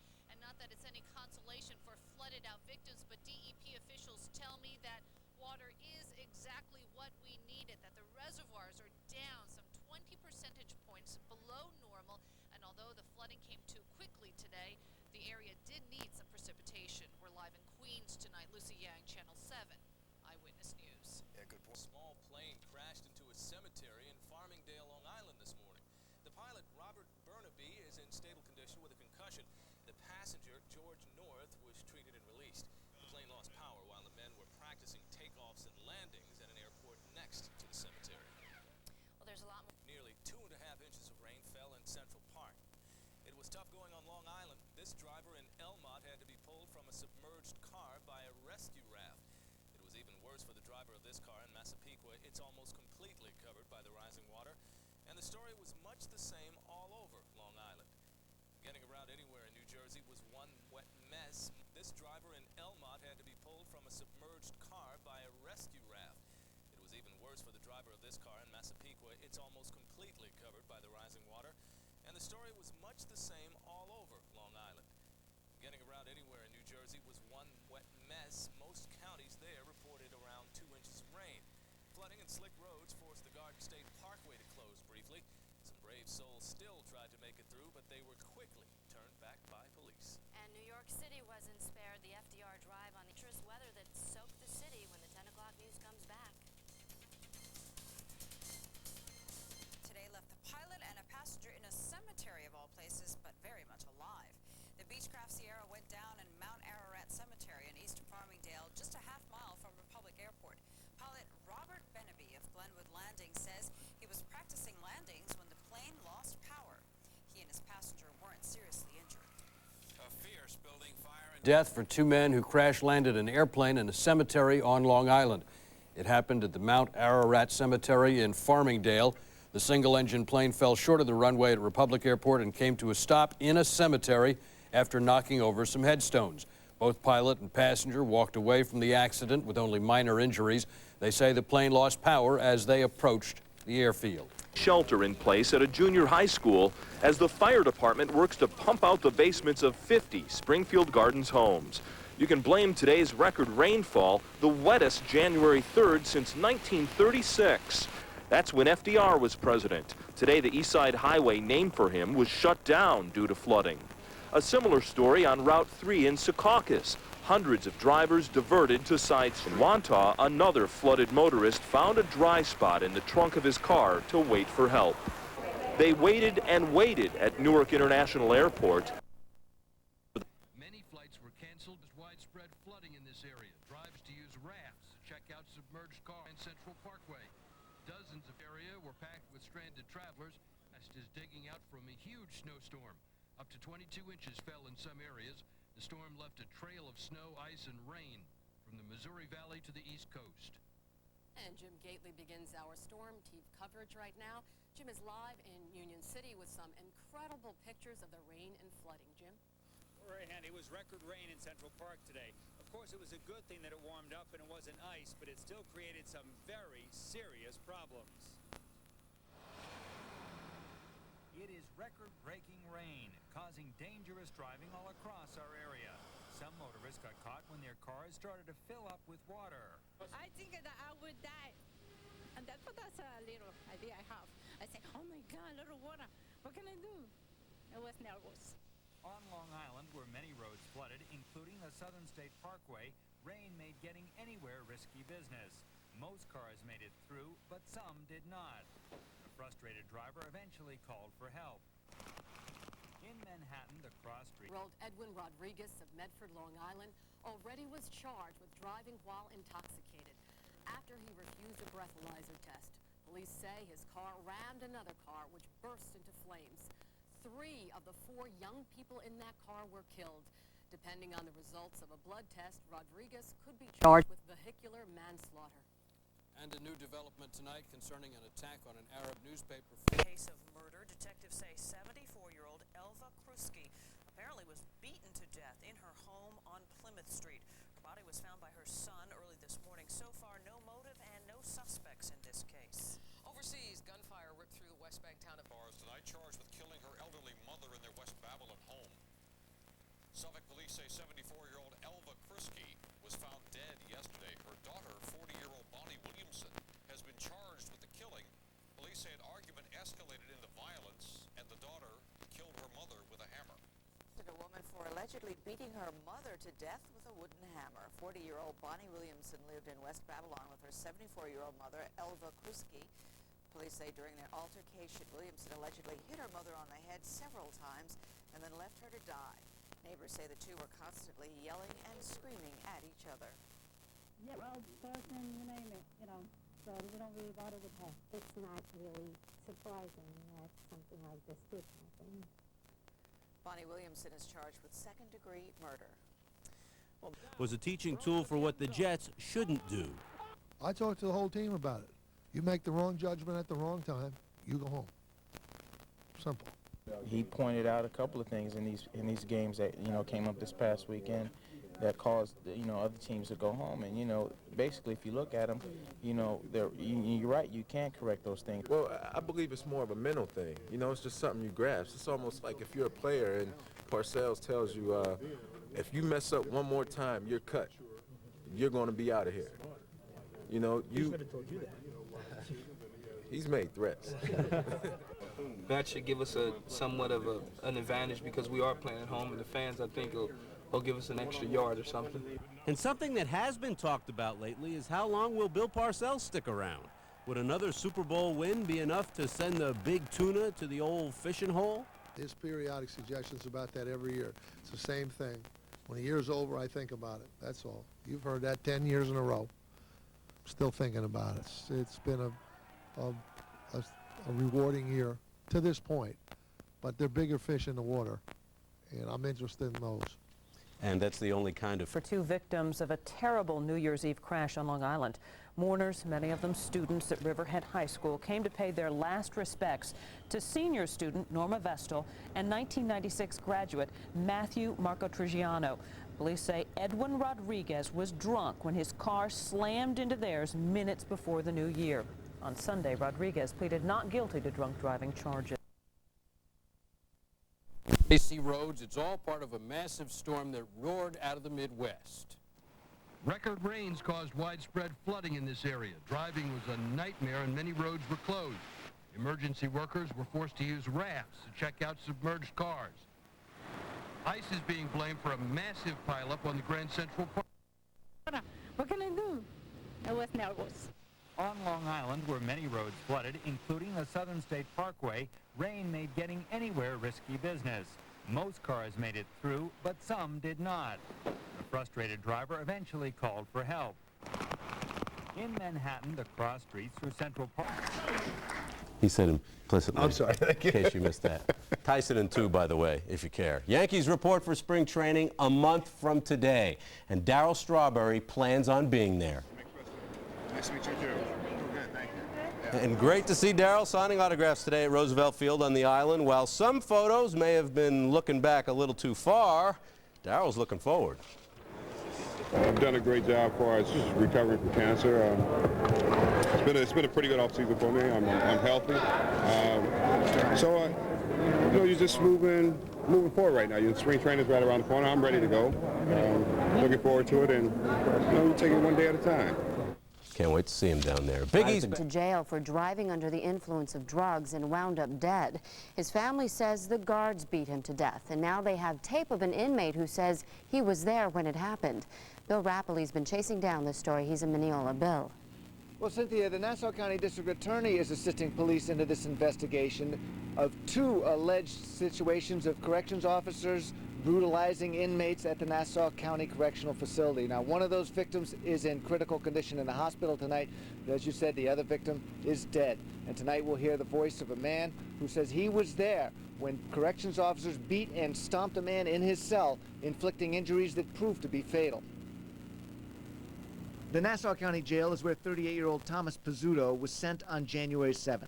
The next time his mother saw him, he was in the emergency room. He was, whole face was covered black and blue, slit in his eye, IV in his arm. His body was black and blue, and he was very, very frightened looking. In the hospital, Pizzuto told his father he'd been beaten by corrections officers. An inmate jailed 4 cells away says Pizzuto got into trouble with the officers because he was bugging them about getting methadone. The next thing you know, I see 4 guys coming down the pier into his cell, and then I hear, put your hands down, and look the other way, and I'm hearing, pop, pop, pop. And he's screaming, I just want my methadone, stop, please stop, I just want my methadone, pop. And I hear him screaming and crying, like he's in agony, and they're beating the out of him for approximately 5 minutes. He was then allegedly left in his cell for 3 days until he passed out. Then he was taken to the hospital. The medical examiner ruled his death a homicide.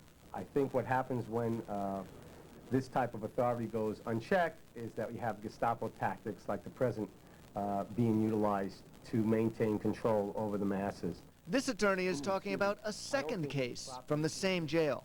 18-year-old Samuel Rudd, weighing 135 pounds, was allegedly set upon by 6 corrections officers in a dispute over his 1 phone call. Now he lies in intensive care. He has confirmed today that the injuries were the result of a confrontation and a beating from the Nassau County Correctional officers.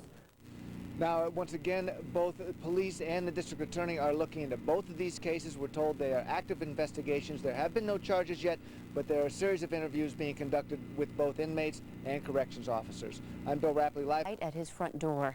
Get a pen ready because we're going to have a number for you to call to help police. It happened in Bayshore on Long Island. Mike Sheehan has that story. 8 o'clock Wednesday night, a knock on the door. A young black man asked for Christian. When Christian Baca went to the door, he was shot dead. No words exchanged. We wasn't only brothers. Like, he was my heart. And then he was like, hold on, let me get the door fast. He went to get the door and he got shot. Right before he died, he was crawling and he was like, help me, please. 8 members of the Baca family were home at the time of the shooting, including his parents, who, along with the cops, are searching for a motive for the murder. We don't think it's random for the fact that he was asked for by name, so it's obvious to us that he was the intended target. So that answers that portion of the question. Whether he was known to him or not, that's something we're going to have to develop. As part of their investigation, detectives will be looking into Baca's background, and that means questioning many of his friends, including some of his classmates right here at Brentwood High School. Although Baca was a student at the Sonderling Annex of Brentwood High, his teachers say he was absent more than he was there. His attendance was so poor that he was spending his time, a good amount of his time, somewhere else. It wasn't in Brentwood High School. But friends say Baca was just a typical 10th grader who wasn't involved in gangs or drugs. No, he's not involved with no drugs or no gang. He was friendly with everybody. He hanged around with everybody. A lot of people, we don't really can tell you what, who, why. From Bayshore, Long Island, Mike Sheehan, Fox 5 News. Now, if you have any information about that murder, I want you to call the police. Pick up the phone and call them on their TIPS line in Suffolk County. The number is 800-220-TIPS. 800-220-TIPS. And the Suffolk police would also like you to call that TIPS line if you recognize the guy in the surveillance tape. He kicked in the front door of a yogurt shop in East Islip back in November, ran behind the counter and stole $600, then ran out. But not before the camera got a picture of him. The jail. In one case, a prisoner died, and relatives are outraged. They say the abuse was at the hands of corrections officers. Sue Keenan is live in Mineola with the latest. Sue? Brenda, officials here in Nassau County say they are making a priority the investigations into the alleged beatings by jail guards. Earlier today, family members of a man who died last week while in custody say they can understand why guards may have been angry that the inmate called out for methadone. It is a well-known treatment for heroin addiction, but they say there's no way that this man deserved to be beaten. My son said, "Dad, 2 correctional officers beat me up." A grieving father recalls one of his last conversations with his son, 38-year-old Thomas Pizzuto, allegedly beaten by a group of jail guards a day after beginning a 90-day sentence for driving under the influence of drugs. The family offers as proof their son was murdered a private investigator's taped conversation with an inmate who allegedly witnessed the attack. I see 4 guys coming down the tier into his cell, and then I hear, "Put your hands down," and look the other way, and I'm here, and he's screaming, "I just want my methadone, stop, please stop, I just want my methadone, pop." And I hear him screaming and crying, you know, like he's in agony. He died from a lacerated spleen. The lacerated spleen was caused by blunt force trauma, which is some kind of blow to the body. Thomas Pizzuto died on January 13th. His family believes guards waited several days for the bruises to go away before taking him to the Nassau County Medical Center. And they say they were not allowed to see him, not even his sister-in-law, who is a nurse there. I'm there all the time. It's my ER. So it's really, if they didn't want me to go and see my brother-in-law, they knew he was going to say something to me. Now an attorney for a second inmate, 18-year-old Samuel Rudd, now hospitalized in critical condition, says he too was beaten after an altercation with a guard over whether or not he could use the phone. I do know that 6 correctional officers came to the aid of this one. My client ended up on the ground, and he ended up with the injuries. Now, the attorney says the teenager who remains hospitalized was beaten on the very day that Pizzuto died. Meanwhile, the undersheriff of the county jail, which houses 1,800 inmates, says he is assisting in the investigation and that he will not tolerate any abuse of prisoners. Reporting hunting for a cold-blooded killer tonight. He asked to see a teenager at his Bayshore home. And when the teenager came to the door, he was shot point blank in the head. Chris O'Donoghue has more. 8 people were in this Bayshore home when the knock came to the door. Police say just before 8 o'clock last night, a suspect, possibly a teenager, came to the door and asked for Christian Baca by name. When he came to the door, the suspect shot him fatally once to the face. As to motive, we have none at this time. Suspect, no suspect. Having said that, what we believe is this is a young black male, not necessarily the same age as the victim, who's 15, but under 20 years old. The shooter fled on foot. Suffolk County Police think he and the victim may have known each other, so rumors were flying at Brentwood High School, where Christian Baca attended 10th grade. It was very devastating because he's around our age, and it was hard. He was a quiet type of kid, you know what I mean? He was, guess you say, whatever, how he got popped, I think it had to be over some kind of money or something, to tell you the truth. And I don't know about him being affiliated with no gangs or none of that. Today, police were stationed outside the home, while children on the block who knew the young victim were shaken and perplexed. I really don't know, man. He was good people, and I don't know who would do something like that. I mean, whoever did it, yo, he was cold-hearted. Police